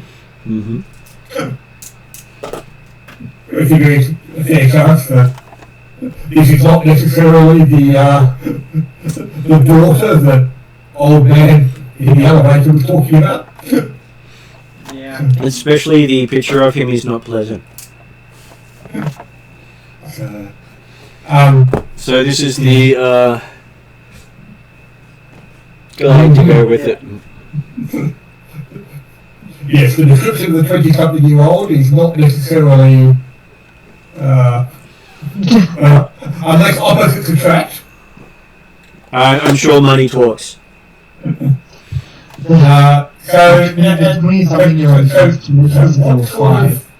What sort of trouble might you expect if you had visitors to her house? Okay. Well, considering Puppy's there, he opens up a little bit. So he says, I'll give you a little bit to help. I believe we're losing Al as her internet's popping in and out. He says, Victoria is, or rather was, my mistress. We've been seeing each other for a year now, but I'm sure that she was just waiting for an expensive gift and planning to leave me the minute she got it. Once I gave her the necklace, she vanished. Now I want blood back. I suspect then that blood is worth considerably more than 10,000 if you're obviously playing a very long game, if it was purely what you're waiting for. Well, he is going to pay you 10 grand up front with another 5 upon delivery. Based on who's there. That was each up front. Oh, it was 2 each. Oh, 2 each. Sorry, I misheard. 2 each plus 1 upon delivery. Okay, so I thought it was one each, but it was 2 up front. So it was 1 each, but you get 2 up front, so he's paying you 3 all up. Oh, okay, so I thought it was just 2 between us up front. So happy with that then. So, and there's what, 6 of us? Technically 5 that he's seen. Okay. So in that case then, well, the statement then would is that modification for what Desmond would state then was the idea of, so unless you're playing a very long game, she must be playing a very long game, I'm guessing this heart is worth significantly more than 15,000? Well, he says it's not really the price of it, it's the fact that his wife Lucille somehow found out about the necklace. Yeah. Especially it either belongs to or is wanted by his wife. She threw the receipt in his face yesterday and demanded to know about it. I panicked and said that I bought it for our wedding anniversary, which is Friday. Which is why I need the necklace back in 3 days. I think she hired a private detective to follow me.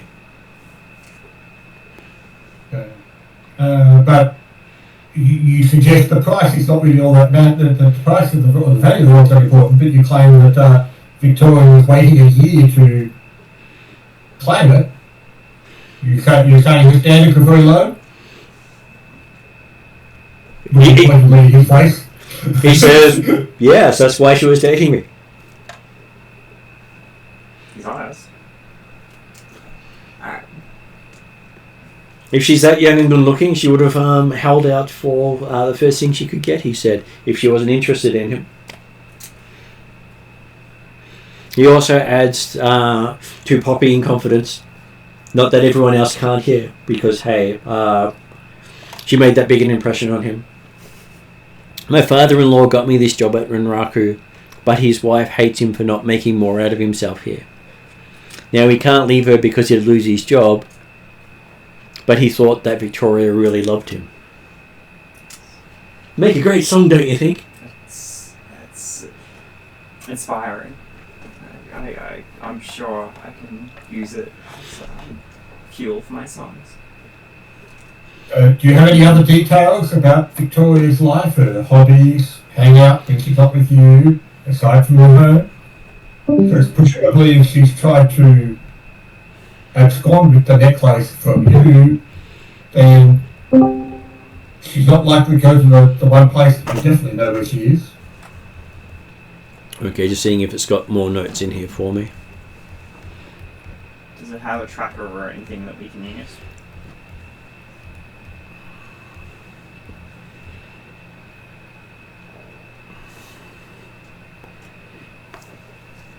Okay, so there's not a huge amount of legwork you can do on her beforehand. She doesn't seem to have much of a present. I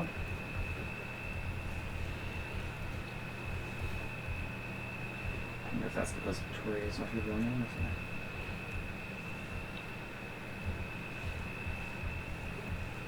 it? And he says he hasn't really known her for long, probably about maybe 2 or 3 months. Best months of his life. 2 or 3 months.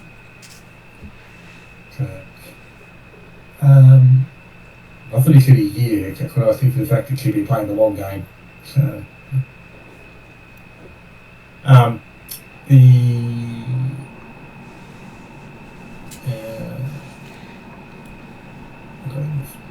but yes, okay, so fair enough. I think we've got all the information we can out of him. So then obviously coming back to the price where, okay, well, I mean, obviously Mr. Johnson, you are unaware of the delicacies involved in this type of operation. My colleagues and I are somewhat experts at this sort of material operation, which is obviously why you've hired us, but hey, if you want the best, you should be paying for it. He says, well, if I can pay more, I would. If you don't want it, I could find another team who might be willing to take on that sort of job. Apparently your friend said this would help you get your foot in the door for more Renraku work. Oh, that would assume we wanted more Renraku work. If we're getting paid in Renraku script, that's less valuable for our purposes. Because unfortunately anything else he could pay you with would be just as bad as not having the necklace.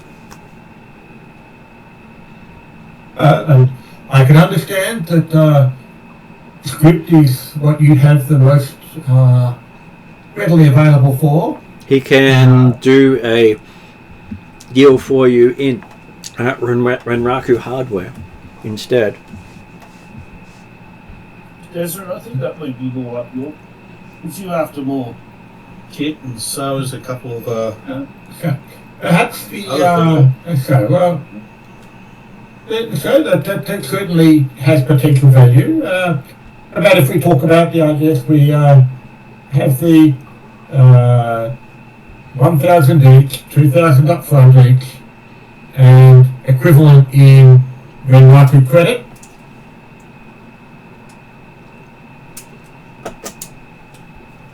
Well, he has the script for you now.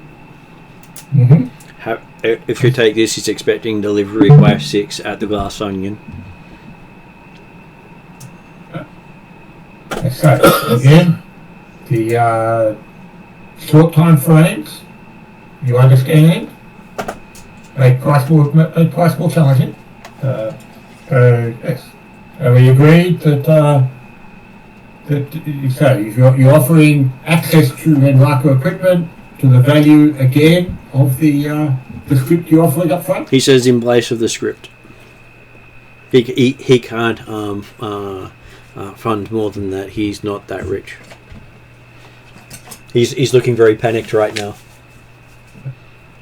Almost like he's about to hyperventilate. I'm sure a man in your position can come up with what's needed.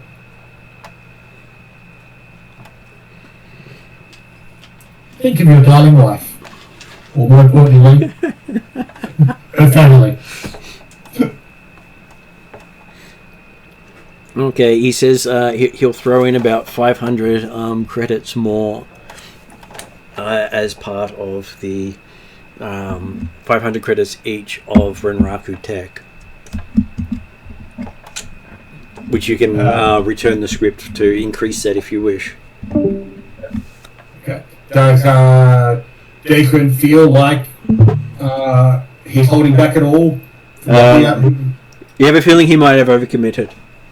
Yeah. he may not survive the run one way or the other.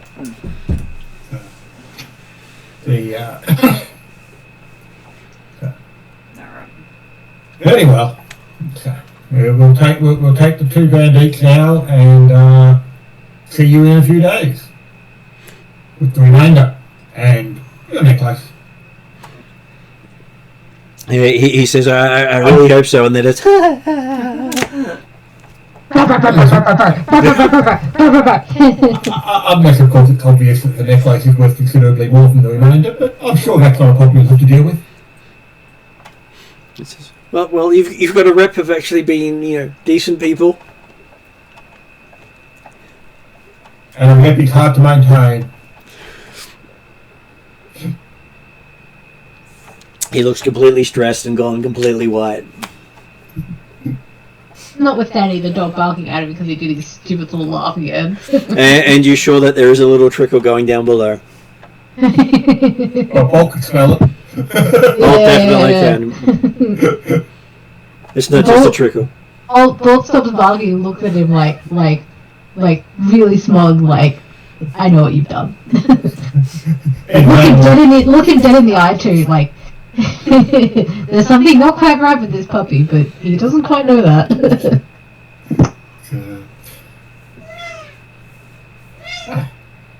Pleasure doing business, Mr. Johnson. See you soon, probably. Yes, he sort of starts rushing towards the elevator and runs into it before hitting the button. And then rapidly hits the button until the doors open. Not panicked whatsoever. You'll be right. You'll be fine. Just soothing songs coming from Poppy, right? Or more like da-da. I consider these listening to rip-offs of your songs. It's annoying. Go find out. As we're heading back to the van and getting into the van, Desmond will be contacting Hollow to say, let us know we can find out about Victoria. The apartment location. So, Yep. And this Victoria Melling, was it? Melling something? Darling, I thought, yeah. Darling? Something like that. Yep. Victoria Delling. Yep. So, and then basically, but we'll be getting back in the van and we might have started in the general direction of the Hollywood district of Redmond. I mean, I don't expect to be heading towards home anyway, so. I'm assuming when they say Hollywood district of Redmond, they're actually talking about the that spot on the border between Bellevue and Redmond that the citizens tend to go in when they're flooding it or want excitement of being a night out in the slums. I believe that is correct. Okay, so Victoria's address is 414 Mayfair. It is a 6-flat building along with what was once a tree-lined avenue. These brittle sticks of scraggy wood sprout, sparse yellow-green leaves hardly qualify as trees any longer. The neighbourhood is definitely not fancy, but you've seen far worse, you live in it. The sign on the front door reads, "Apartment for rent, available immediately." The window curtains of the apartment on the west side of the second floor are completely drawn back and looks as though no one is living there. You notice that the window on the east apartment on the second floor is filled with cats looking out. Sometimes one cat leaps down from the sill and another takes its place. And you can see all their hackles up.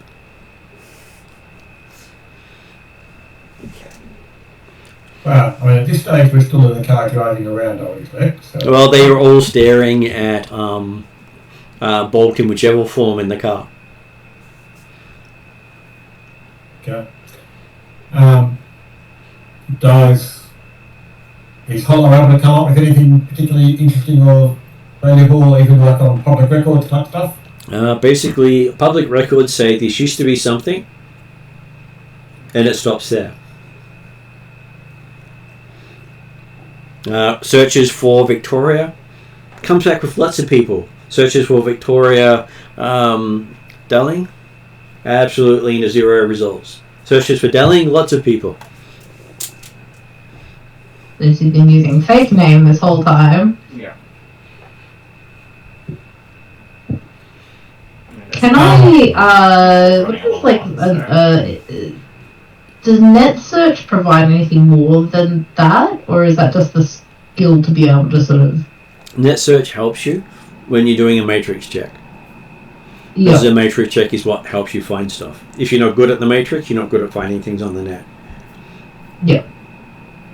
I also have criminal contact through my Shadowrunner's knowledge skill. You can contact the Shadowrunners and say, "Hey, do you know about this person who's a mistress? I'm sure she's important."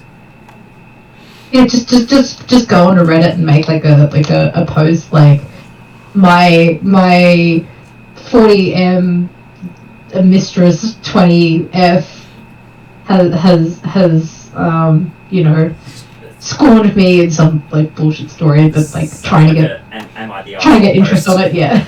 And so you start a flame war of is she hot or is she not? You're talking about something like Reddit. How often do they stick to the subject? Better than they used to. Depending on which. You have to get a right subreddit though. Yes, if you're on the wrong subreddit, it's got nothing to do with what you post.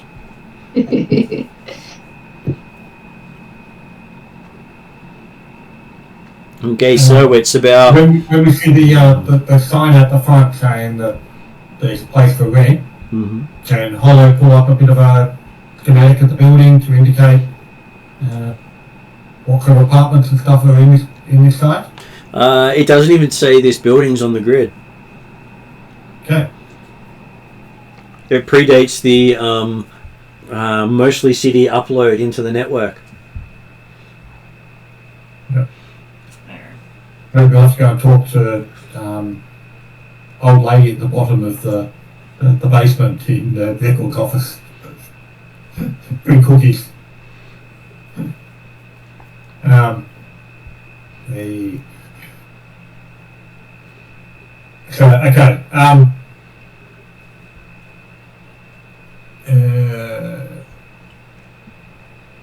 Mr. Johnson gave her address, including the apartment number, didn't she? He did. Yep. I think so. Yep. And yeah. Again, does everybody want to go into the building to check out, talk to, or potentially talk to Miss Victoria, or is it a case of small group at a time? Like, I'm happy to go in. It's not like I can run after them anyway, so...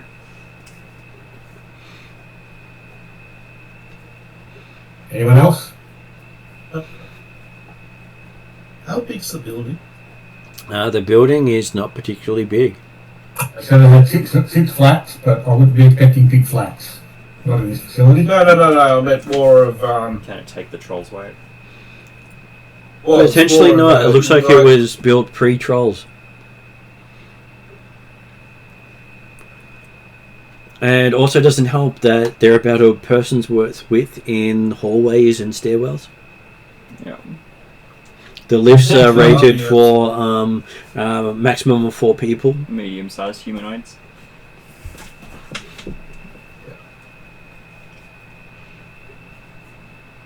So I'll be waiting outside then.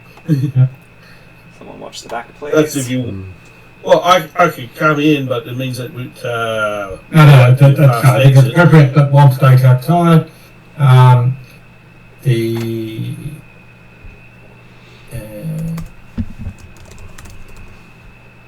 Yeah, so Poppy wants to go in.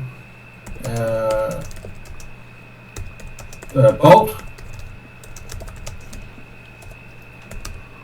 Well, I mean, I'm still in Pomeranian You're still in toy poodle size. I was going to say, I feel like a Poppy walking in with a Pomeranian in her arms is probably the least threatening looking thing you could see. So But you can see the cats up on the windowsill yowling in the distance. yeah.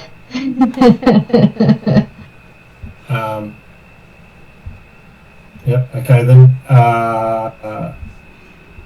Talon? No, we can't hear you. Mind. Oh, can you hear me? We can hear you Yeah, now. Yeah, we can hear you now. Or as we say, no, we haven't heard you up until now. I'm seriously dropping in and out of connection so bad. So I'm like about maybe a minute away from giving up. But let's see how we go. So, well, do you want to try being part of the investigation team or the meeting with Victoria?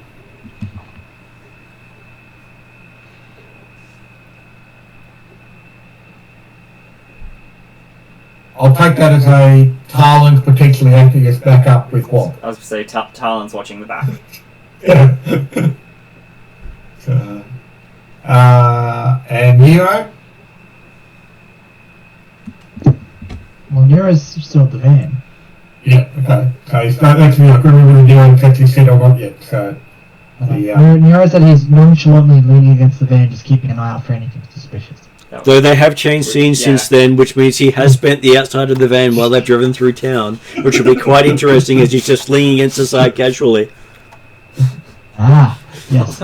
I've probably been hanging off the end like a full SWAT member. That's good, okay. So I would suggest that Wop stay in the van. Nero may be worth taking a wander around the street and... Nero is magnetized to the van. I did say I was leaning.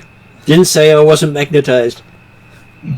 Frankly, his ability to This stay is reminds me impressive. of some of the glitches in Cyberpunk 77 on the computer game. Though there is a new DLC coming for that. They've reported it. They said they were never going to know another one, and another one's coming. That's amazing what money will do. Well, they actually outsourced it to a second company who's actually done the updates since they've moved on. Maybe you'll have the moon mission. Never played the game, so... It's not bad. Go, Jeremy. Noticing the apparent reaction of the cats, possibly Bolt should either stay with the van or go for a walk around the block with Nero. Or Talon, who's guarding, I believe. Oh, through Taylor, okay. If Bolt is in Pomeranian toy-poodle form, then yes, probably under the arms of Taylor, who might go for a bit of a wander with Nero, but... Alright, so does that mean Desmond and I are going in? That looks like it. So okay, let's get down to it, does it? they keep on sitting on that the ledge. Yeah. The cats are sitting on the ledge, yes. Yeah, but they're taking turns, correct? That is correct. Quick. Sorry. Yeah. Bolt, can you check to see if there's anything weird with those cats? I was just about to say the same thing. Can I tell if they are similar beings to me? Well, no, they're cats. They hate dogs. Especially big ones that they can recognise in you. Even from this distance, beyond the window. I don't know if there's like a type of magic sense or anything I can do in this form, or while in this form. Can I connect theatrically? If you were in your proper wolf form, yes, you could just turn it on, but otherwise you technically have to do transform with nature to cast spells while in non-hybrid form. Right, okay. Oh, okay, so astral sight isn't just a natural form anymore, natural ability? It's not just a natural ability. Okay, yep, happy with that. If she was in the base wolf, the hybrid, or the human, she could activate it, but she'd have to change out of it to activate it. Well, possibly I can do it. may I suggest then that you take large, apparently very scruffy dog form, i.e. wolf, and go for walkies with Nero around the block, so you can actually get a full astral sight around. I think I can still do it, I just need to roll for it, is that right, Martin? You can't cast spells in any form that you haven't applied utility with nature on. Oh, okay, so I would have had to have done that. The transform with nature is the thing you need to apply to it, because if you don't transform with nature, you can't cast primal spells.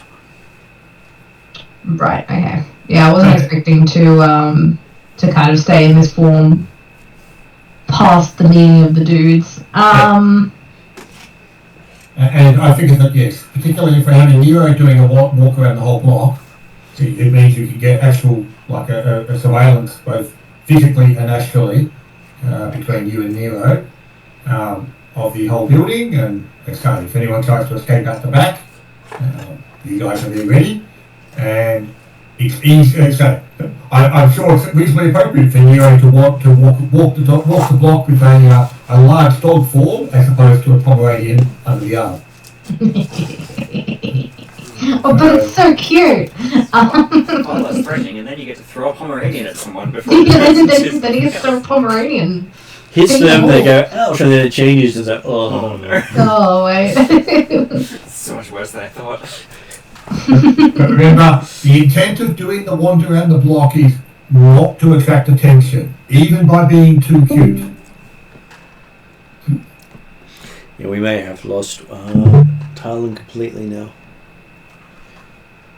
So, which form are you taking?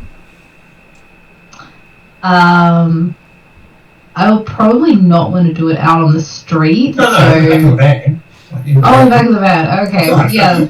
Look at this magic trick. Tink, tink. Sorry, I thought we'd already gotten out of the van. No, we were driving around the apartment, getting information from Hollow, like driving in the neighbourhood. And planning what they were doing. Yeah, cool. I will happily transform. I will make my way off poor Talon's lap or Poppy's lap or whoever's lap I'm currently on, because I think having like a 60-kilo wolf suddenly transform in your lap is not going to be comfortable. So jump in the back first. That's it, yeah. I'm sure you could apologise by licking them happy. Yeah, exactly. Probably. And if they object, you keep licking till they do. Be happy! Bat, bat, bat, bat, bat. No comments about this. There's too You much will be information happy! in that Bat, bat, statement. bat, bat, bat. Yes, I will jump in the back and transform into my standard wolf form. Wolf dog. You see the sharks go.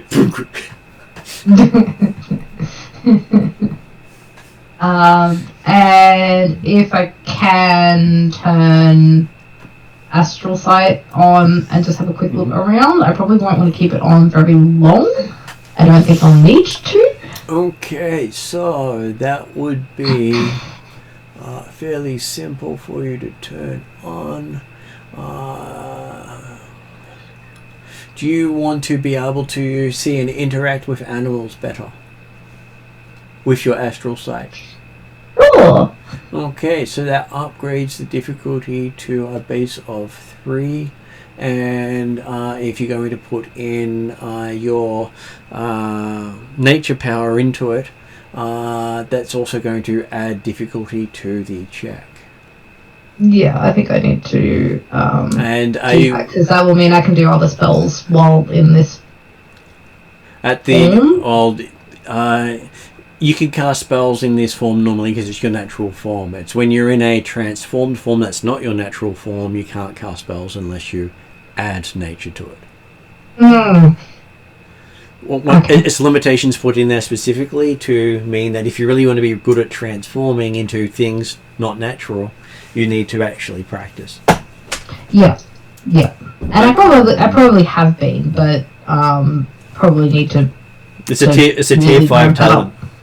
It's a tier 5 nature talent, so you may not have it.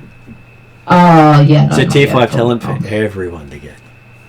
Only high-level casters can cast spells in alternate forms. Which means you're a rarity. Okay, so if you cast it at your full magic, which is 5, it means it's a difficulty of 3 upgraded 5 times. Which would mean it would be 4 red. You can reduce the power of the spell by taking an extra strain on casting, but you're already going to be taking 3 strain from casting the spell. Yeah. So 4 red. 4 red, and your dice, because you have you have the utility with nature, means that has that nice thing in there that you upgrade your check by your completed tiers in Primalist. So your check is upgraded, where is Primalist? Once. Yay! So that means your check is 5 yellow, 1 green, 5 blue, and 5 white. 5 yellow, 1 green, 5 blue, yep, and 5 white, and 4 red. And 4 red. I had been discussing with Ross what the changes meant and why they were done earlier. Yeah. So this is Ross getting to see it work out. Yep. And this is where it would be handy. You were saying about those checkboxes before, saying like, I want to apply this, and this, and then it just calculates what you need. Yep. So the thing is, your astral sense can see the natural world, points out life and nature or lack of it, and you can bring animals towards you or push them away. You can make a social check against beasts in your area, while you have the utility with nature up. Yep. Just so you know how useful it is to actually drop. Each of the 12 spellcasting powers has their own spin, including Fae. Interesting. And Verse. Verse uses music. Blue dice did not do much for me. You okay on your end there, Ross? Because we keep hearing a squeaking noise from your side. That's my dog. He's a good squeaker. It's not the answer I expected. It's like a chair or something? I don't know what's going on. And need to reroll. She's having problems breathing. That's not great, but at least he's close by. 5 successes. 1, 2, 3, 4 white, 2 black. 5 successes, 2 white, 2 black.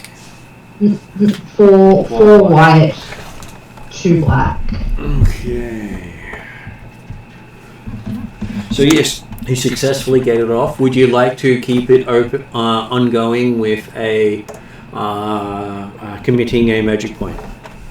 Yes. So you can spend 2 magic points for that, and that means you've got it ongoing now, and your magic ratings drop back to 4. To 4, yeah. Okay, so yes, looking out at there, you can see that the entire array of cats seem to have mixed amongst them cat spirits. You get enough cats together, you probably summon a cat spirit. Probably get the same if you have enough dogs together. Interesting. Well, we're talking Trixie, so, you know. Wait, am I the dog spirit? Oh, who knows? Cool. Does that mean I can talk to the cat spirit? You can technically talk to even the cats. Ooh. As you have that active, cats are now will understand you understand them as any other beast. Go, Jeremy. So, just confirming, so Bolt getting this while Nero and Bolt doing a wander around the building, is that the situation? That is the situation, yes. This is still me in the car at the moment, but yes. And you can hear them yelling out, boo, hiss, hiss, boo, boo, terrible dog, bad, bad dog, go away dog. Ooh, dogs. Ew, dogs. And as well, I can say the same thing about you, Lord, but I actually want to chat. What, he can speak? Crazy dog, wrong dog. Dogs can't speak. No, this one can. And I wag my tail. Smart. Oh, look at the overeager. Smart, but I'm smart. You hear them yell at, oh, look at the overeager human pleaser.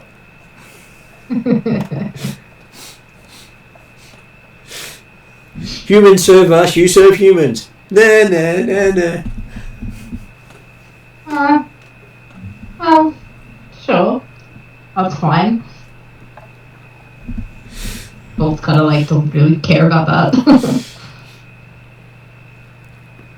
And they basically do catcalling for the whole time they're on the wall, and they seem to swap in and out so others get the catcall, not leaving anyone out.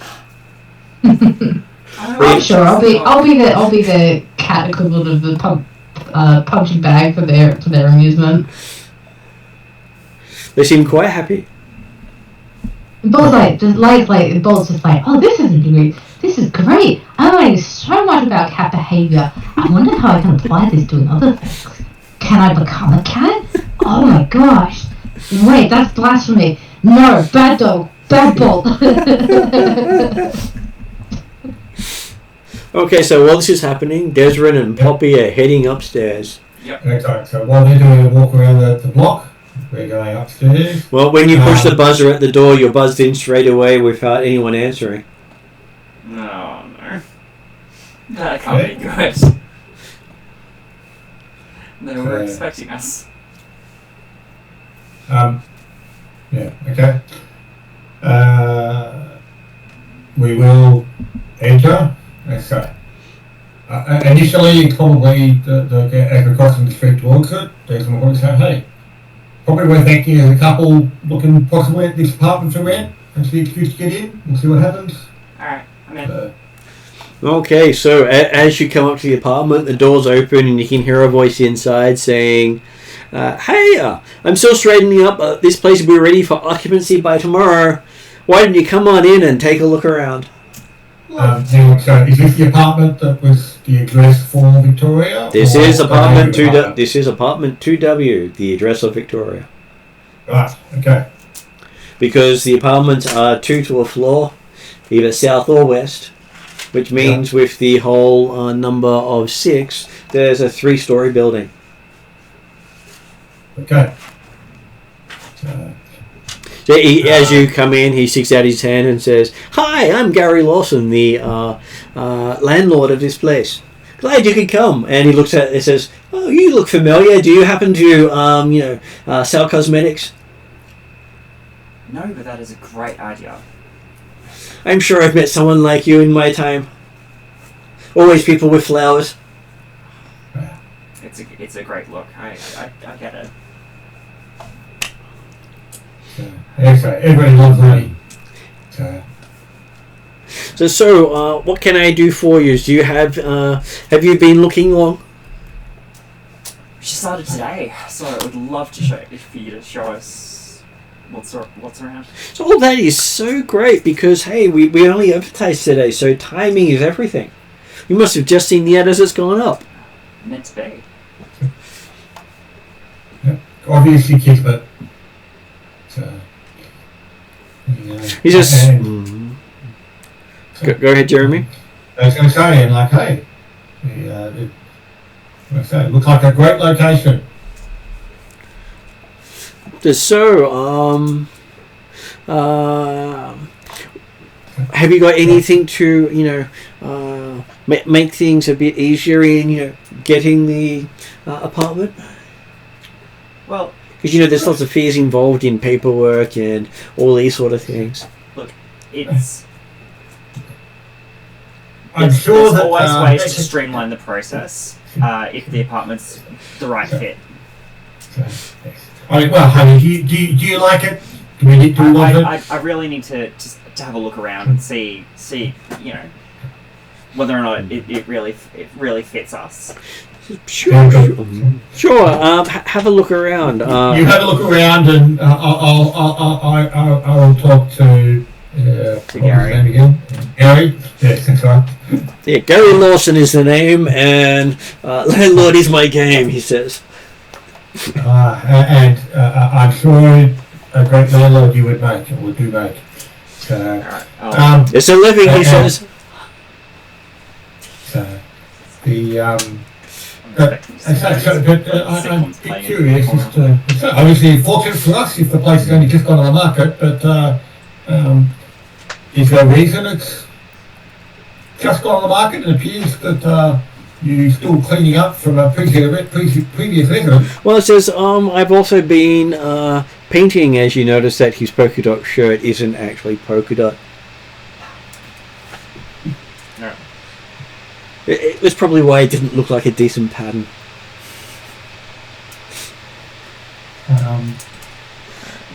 So there's some going to get some information out of him for previous tenants and things like that. We're happy to grease the palms a bit. How much do you grease the palms? Hey, you might as well use all three ranks and go the 150 cred. Okay, so 150 cred will buy you a couple of answers at least. Because hey, you're a high roller. He'll answer because you paid well. Mm-hmm. So could you tell me about the previous resident? Oh, the strange kid. She moved in just under 2 years ago. Never saw much of her. I remember that when she signed the lease, she seemed kind of scared. Not of me, just in general. Then over the last couple of years, she got more and more confident. So you know what I mean? Sorry, give me a couple. What All do you good. call her? Strange kid. Strange kid. Okay.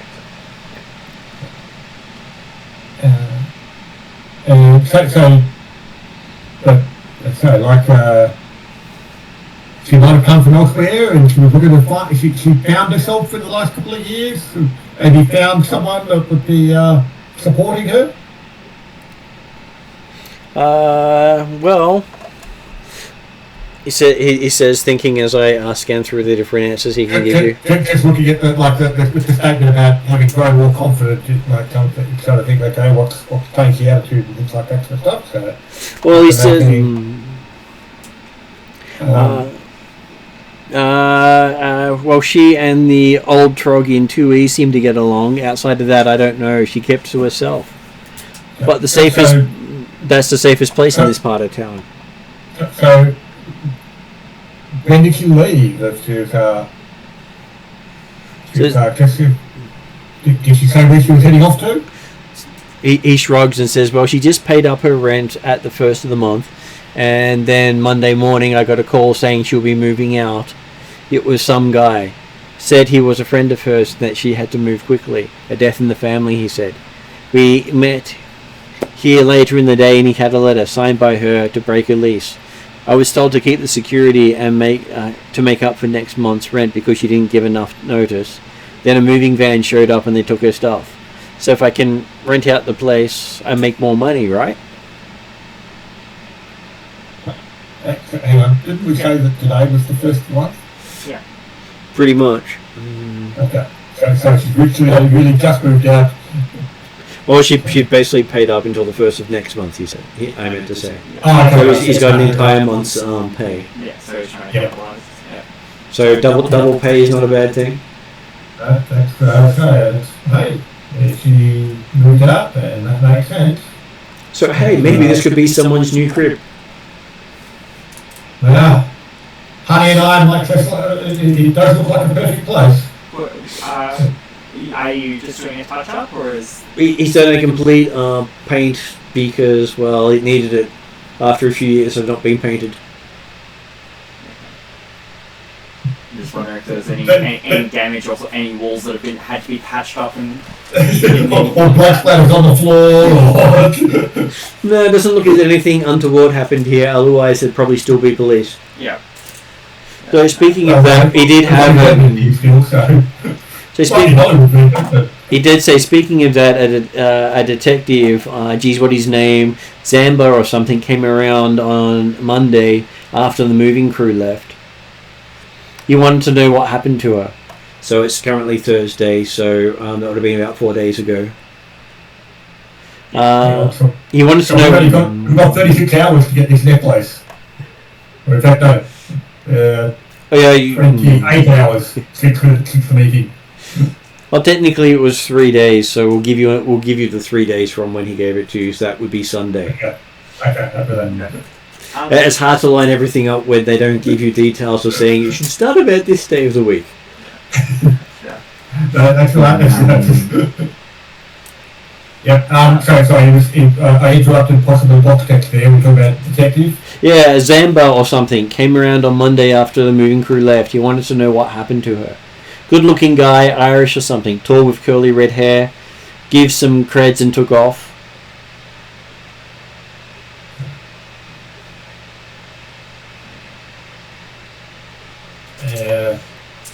Did you tell him much? Oh, just the same as I told you. He was a good tipper too.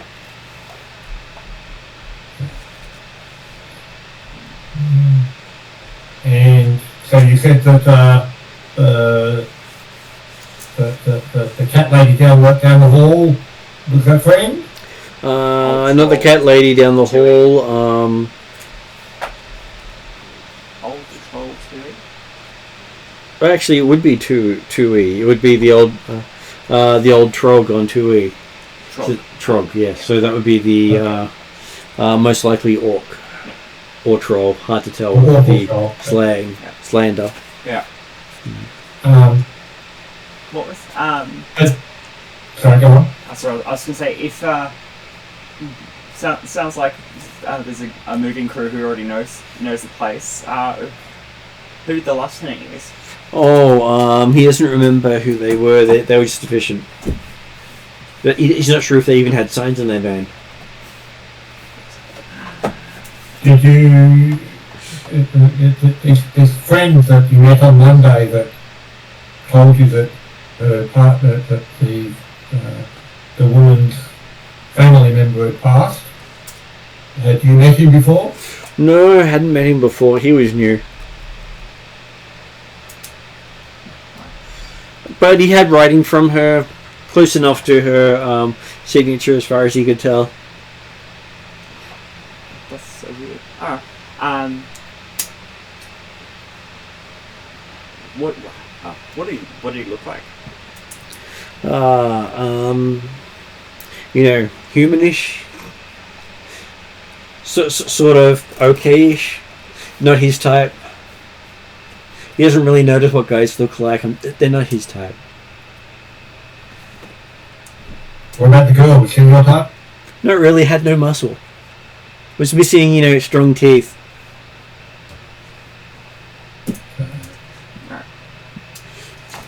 And besides, she was a bit young for him, so he doesn't like him young. So it sounds like you might have more of a thing for 2E. So to give you an idea of what they give us a picture of the Lawson. It is not the most flattering of landlords who could probably hit Trollface quite well. Without the horns. Mm. And so Decker will be saying, did you say what the girl's name was? Victoria, he said? Or which girl? No, Decker was trying to fish for the name of the girl at the apartment, just to confirm that we definitely looked at the same person. So. Yeah, he does say it was Victoria who was here. Yeah. Apparently you've asked a lot of questions about her as well. He gives a wink and said, and you paid well too. You media or something? She's got a face for media. As I say, everyone loves honey. Face for media and a voice for radio. Like Declan says, give a kiss on the cheek. So. Alright. And I'd love to get to meet the neighbours and really see what it's like in here. So what do you think of the apartment, dear? Well, it's with the fresh coat of paint, it's looking pretty nice. But I do agree, we probably should meet the neighbours before making any decision. Yeah. So, 2E is literally a cat troll. A cat troll. Glad we didn't bring bombs. Alright, cat troll.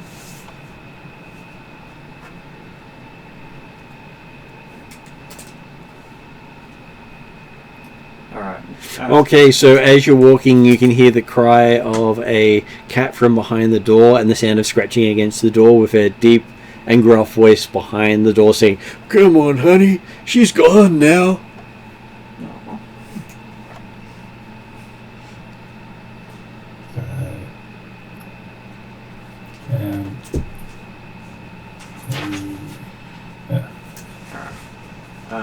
So, is Gary still here or is he off? He's back cleaning. Yeah, I was gonna say he's gone to. He's done his spiel. Yeah. You'll apply if you want it. Yeah, exactly. Cool, that's fine. It's whether or not we keep up the charade or if we move. He sends you his link address to send him a offer. Yeah. Alright. I was gonna say concerned friend or something might be the more appropriate approach for 2E. So. What was that, sorry? Concerned friends or something might be the better approach for 2E than the potentially new couple next door. Mm-hmm. If you want. Yeah. Well, apparently he's expecting it. No, for the cat troll. Yeah, no. Did we hear the sunny sound around like honey, he's gone now or something? No, I think that. It's just perfect that it was the name you used and I didn't have to make it up.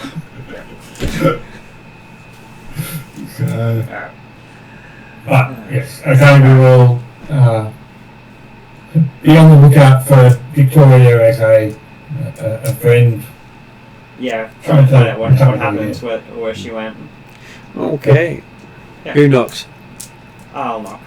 Okay, you hear a click of several bolts from behind the door, and the doorknob turns. As it opens, the chains are drawn taut across the opening. Standing about 2.5 meters high is the unmistakable form of a troll, with whose one visible eye peers at you and says, "Yes." Hi,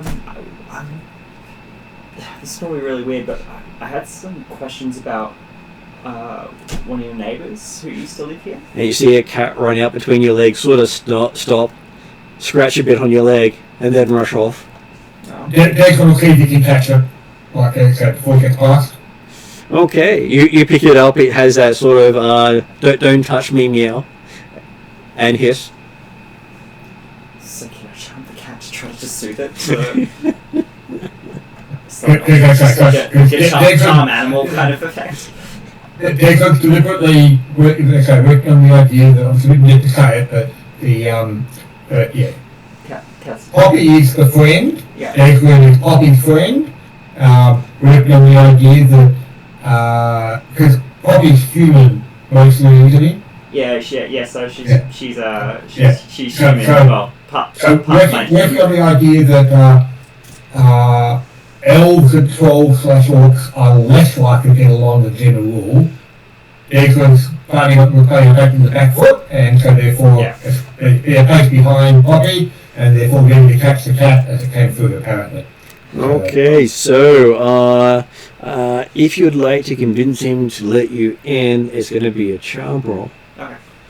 Probably. And because Desrin was a little quick on the mark and grabbed the cat and helped it back through, the difficulty is a lot less. Good. All right. What's the difficulty? Okay, the difficulty will be 4 purple. Alright. Would have been 6 purple if you hadn't have grabbed the cat. Alright, good job grabbing the cat. But Jeremy's a cat person, so it was sort of common sense to him to just grab the cat. Yeah, alright. Dagwood's happy to fight me, but it's anyway.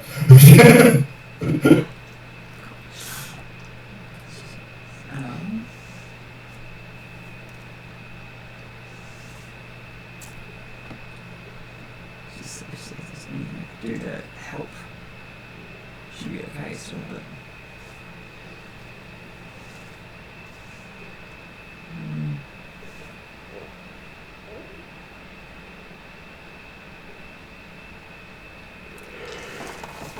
I could look if that would help. Oh. That's probably enough. Well, the basing of 3, 3, and 3 is not too bad for you. Without empowering or something, without using magic, it's probably what it is.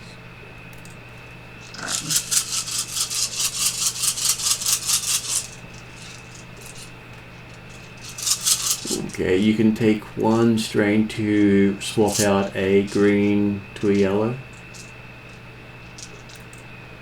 Yep. Sounds like a good thing. Let's do that.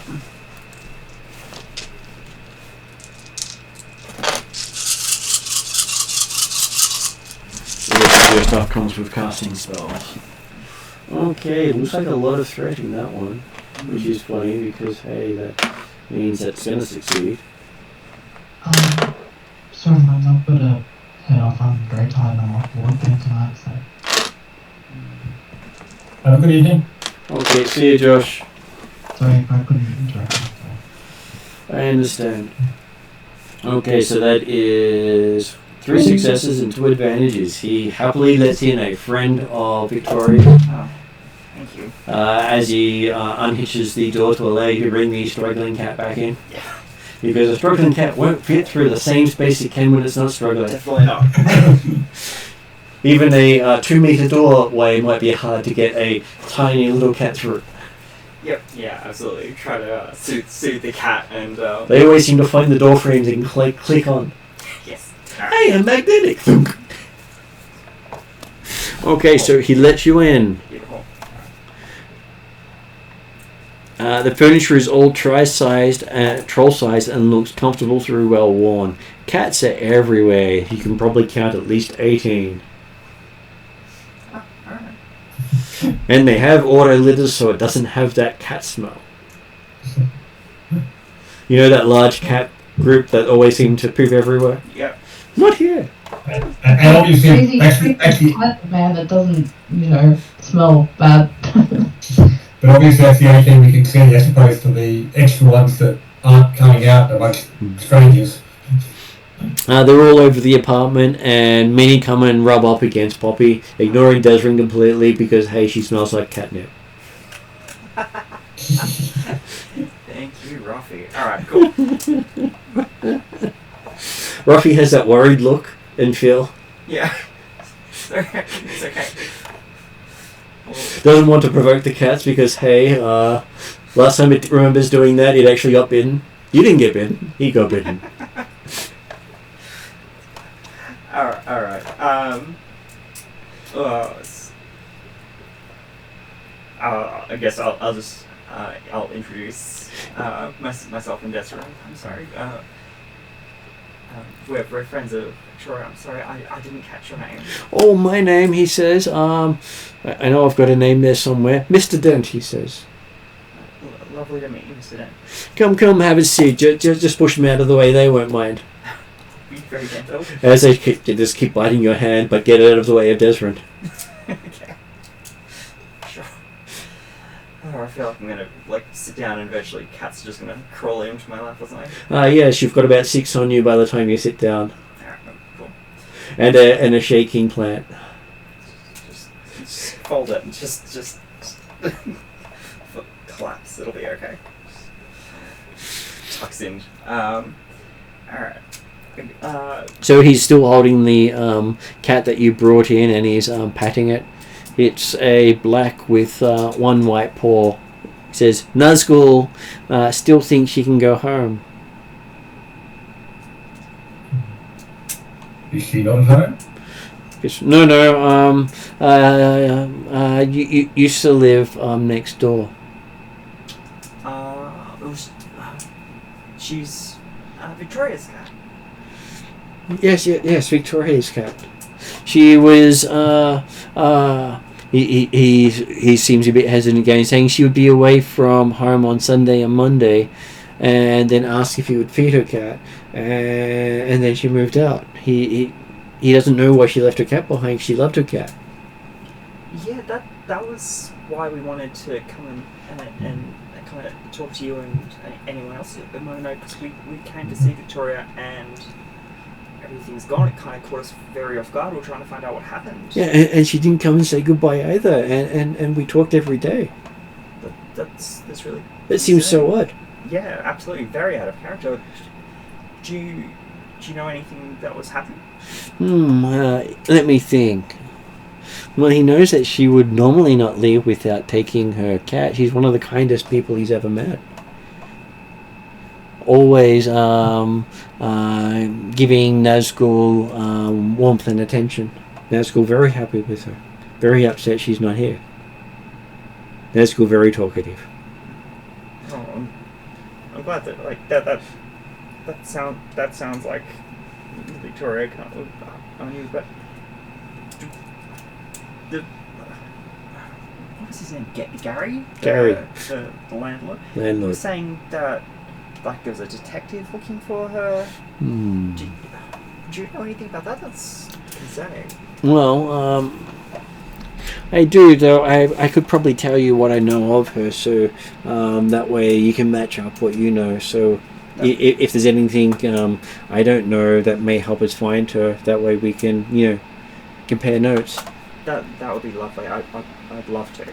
So he knows she moved in about 2 years ago, and she had a very horrid childhood.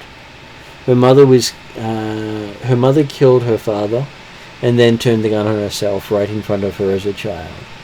She was 12 at the time. Of course, she blamed herself, whether for divorce or violence. The young always do. She was sent to several institutions, but it's rare for a child that age to be adopted.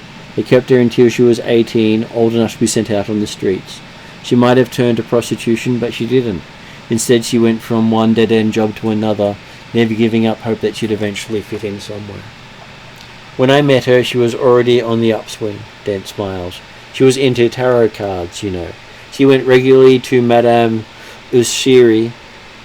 I think the whole thing is silly, of course, but then I live with dozens of cats to keep me sane.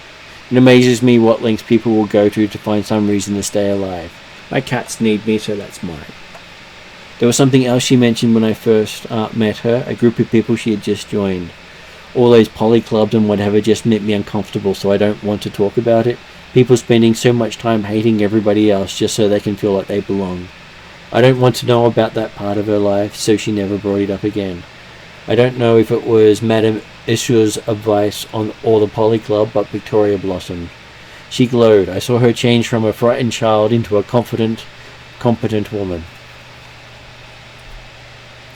And she thinks she worked for a Poly Club, but she never discussed it with her. And when you tell her about the detective, they didn't. He never actually met the detective because the detective couldn't be bothered talking to a troll. And we actually have a picture of the troll with cats all over him. I like it. Alright. So making all the other guys ugly, this guy actually comes out not too bad. Horns and Must be the everything. cat on the shoulder. Well, there's one on each shoulder. Excellent. And a plant next to him, so maybe he's partly floral.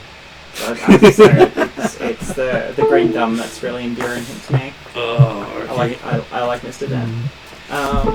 Or possibly you recognise the cat's like a bit of greenery to eat. Just have to fix the camera because I moved it. It's a cat-friendly plant. I am sure it's catnip in some form. Okay, so he does seem quite happy to just chat with you. He does let you know that you might be able to find more about it from Madam Urshia. And there's this Poly Club group. Potentially working at a Poly Club, more about that is.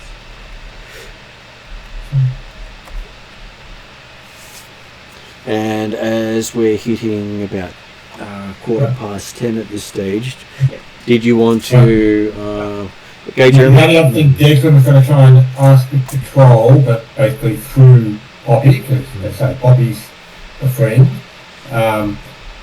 Declan, honey, did Victoria talk about having a new boy, which she's had like for the last few months or last 12 months or so?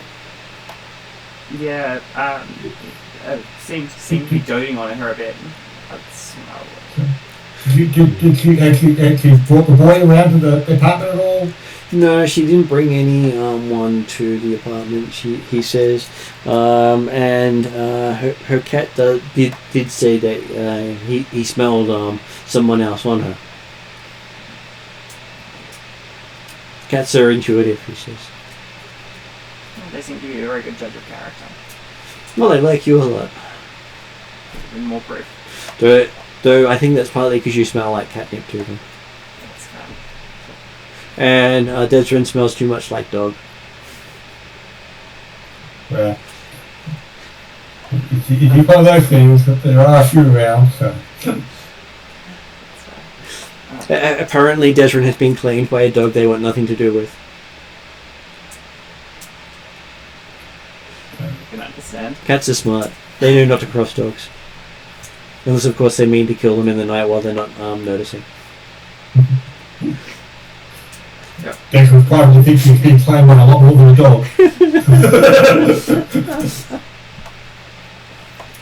Alright. But yeah, I'm not certain anything else off the top of my head we're going through, but potentially we can exchange contact numbers just in case that... He definitely does with Poppy and saying if she hears anything she'll let you know, if you hear anything let her know. Absolutely. The only thing I know it makes them uncomfortable, so I won't push, but do you know the name of the club she was working at?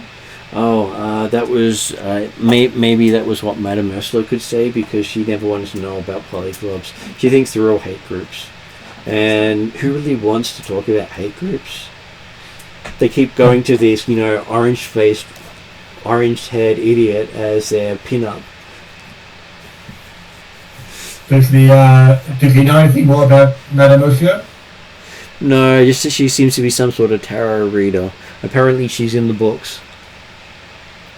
So I'll have a chat to her. I'd love to track Victoria down, certainly to make sure that Nazgul can... I would normally say wait for the tarot reader to contact you because they'll just know, but in this case I think you'll be waiting a while because she doesn't believe in the tarot readers. Yeah, I prefer to be proactive. if the Tarot Reader knows, you know, how the future's going to play out, then they know that I'm going to come see them anyway, so it kind of works out that way. It's also the sort of thing that if they know we're coming, it's rude to keep them waiting. He says good luck, and hey, the cats do say you're a person that I can trust. I appreciate They're still suspicious of your friend, but they say he can be trusted to up to a point. Then if he's not, they'll kill him later. It is the way of things.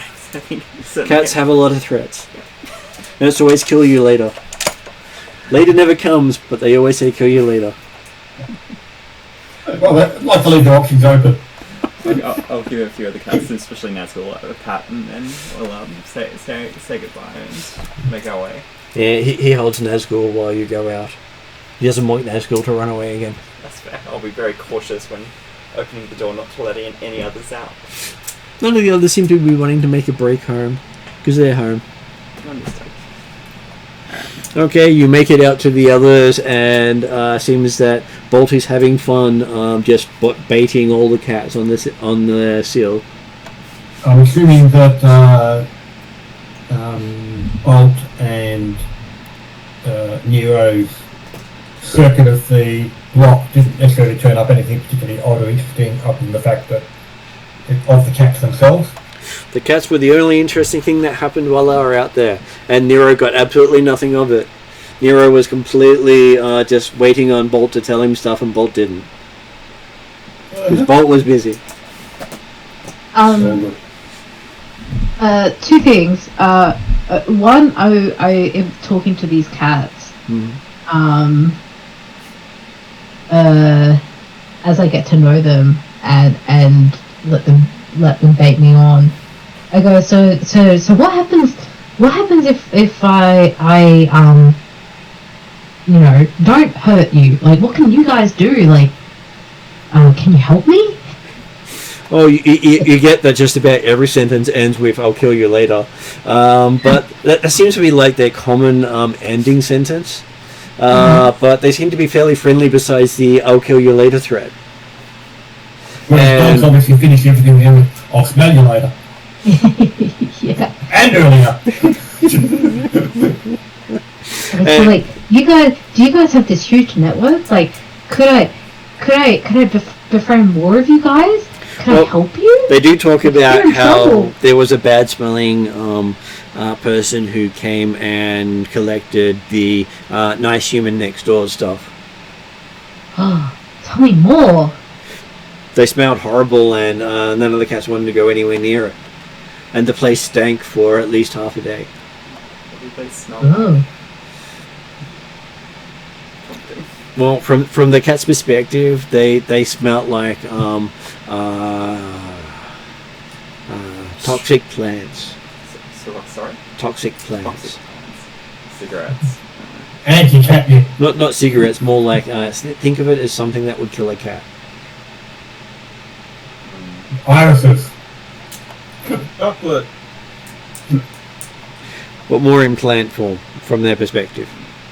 Yeah, iris. And the human collecting the stuff just didn't look trustworthy. Did you get a good look at him? What did he look like? I want to know. I want to see if I can find him. So that they spend a lot of time telling you about how he only had 2 legs. Only 2 legs? And then his front Fell paw. green. and he burned forest. And they discussed that him not having shown any claws whatsoever. That just basically made them come across as rather pitiful. And then no canines either. So his teeth was just all wrong, and the ears weren't pointy. I was like, They were I've got rounded. canines, and I like smile. And I've got pointy ears, and he like flaps his ears upside down, up and down. From their perspective, that's why they'll kill you later. If they had a chance, they would have killed him now. And after all the threats they've made, that's the first time you've heard of an immediate threat from the cats. Oh, that must mean we're best friends now. This is awesome. I'm still uncertain about Bolt wanting to be friends with cats. Well, Bolt's never had a chance to communicate with him before, so this is like all new, and he's Bolt? like, oh, they can talk too. I didn't know that. This is great. And Bolt has been talking for the first time with other animals. Normally she can only talk into the form she changes to. Yeah, so like I've probably conversed with other like wolves and things out in the wild, right? But not Most dogs you can like talk canines. to. Most canines you can talk to. Yeah. Okay, so Yeah. you seem to have milked the cats of information as well. Alright. And the most thing you get is the person was wrong. You sort of get the same feeling that they sort of think some of that like you, but for different reasons. And you get the sense that they believe he has magic. As in Mr. Denjack's magic. No, as in The person who came in The person. collected the monies. the person who was wrong who came. Okay, yeah. So, I guess the next step for us, for the next session, will be to go to Madam. Was it? No, Insurer and Royal Detective Danbra. Yeah. When you find out his real name.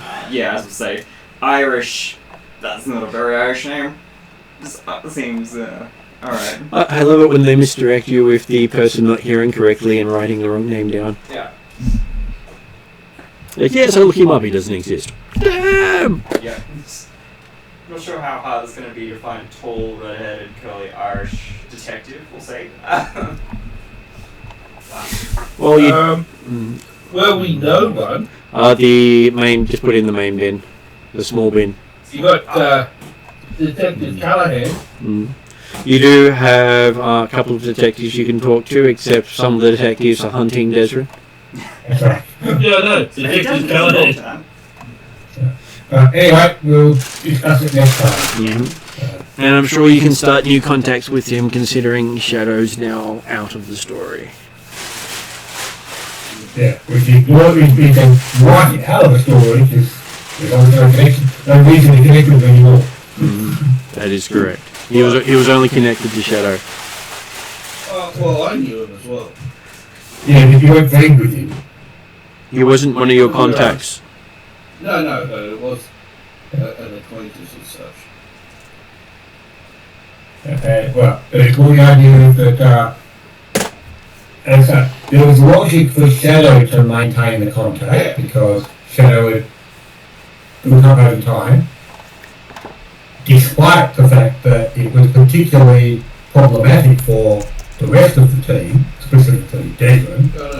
So it would seem counterintuitive to maintain contact with that particular detective. You're better off trying to maintain contact or develop contact with another detective somewhere. So, unless, of course, it was purely keep your eyes on what he was up to see how close he was getting to Yeah, it was us. because basically to make sure that see what he's up to, so you could be like 1 foot ahead. Anyway, And so you'll be heading to the card reader just on sundown, okay. as basically I'm having time pass as you travel between everything. Yeah. And I would call that end credits unless anyone wants to add anything.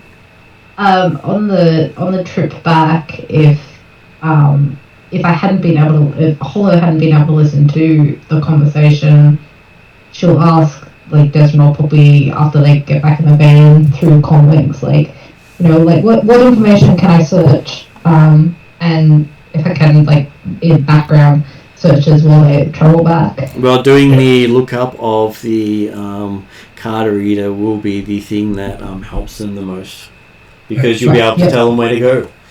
So basically, yeah, we'll give you the information for the card reader and what we got about the detective, that stuff. And then also. So just do anything I can get on with searching while you're doing other stuff. And what was you saying there? We also need to look into the polygroup whichever either she was working for them or associating with them. And finding out which group. Yeah, which. So potentially, we're hoping that Matanuska will be able to tell us that sort of information. And they'll be finding out soon that the main source of Harlan's income has been arrested. Was Talent's not drawing all their income from that, like, open harvesting gladiator tournament thing? Guess who was funding them? Alright. I did say they're up to shady stuff. Yeah. Okay, so we'll go to end credits and then we will. I'll catch you after that.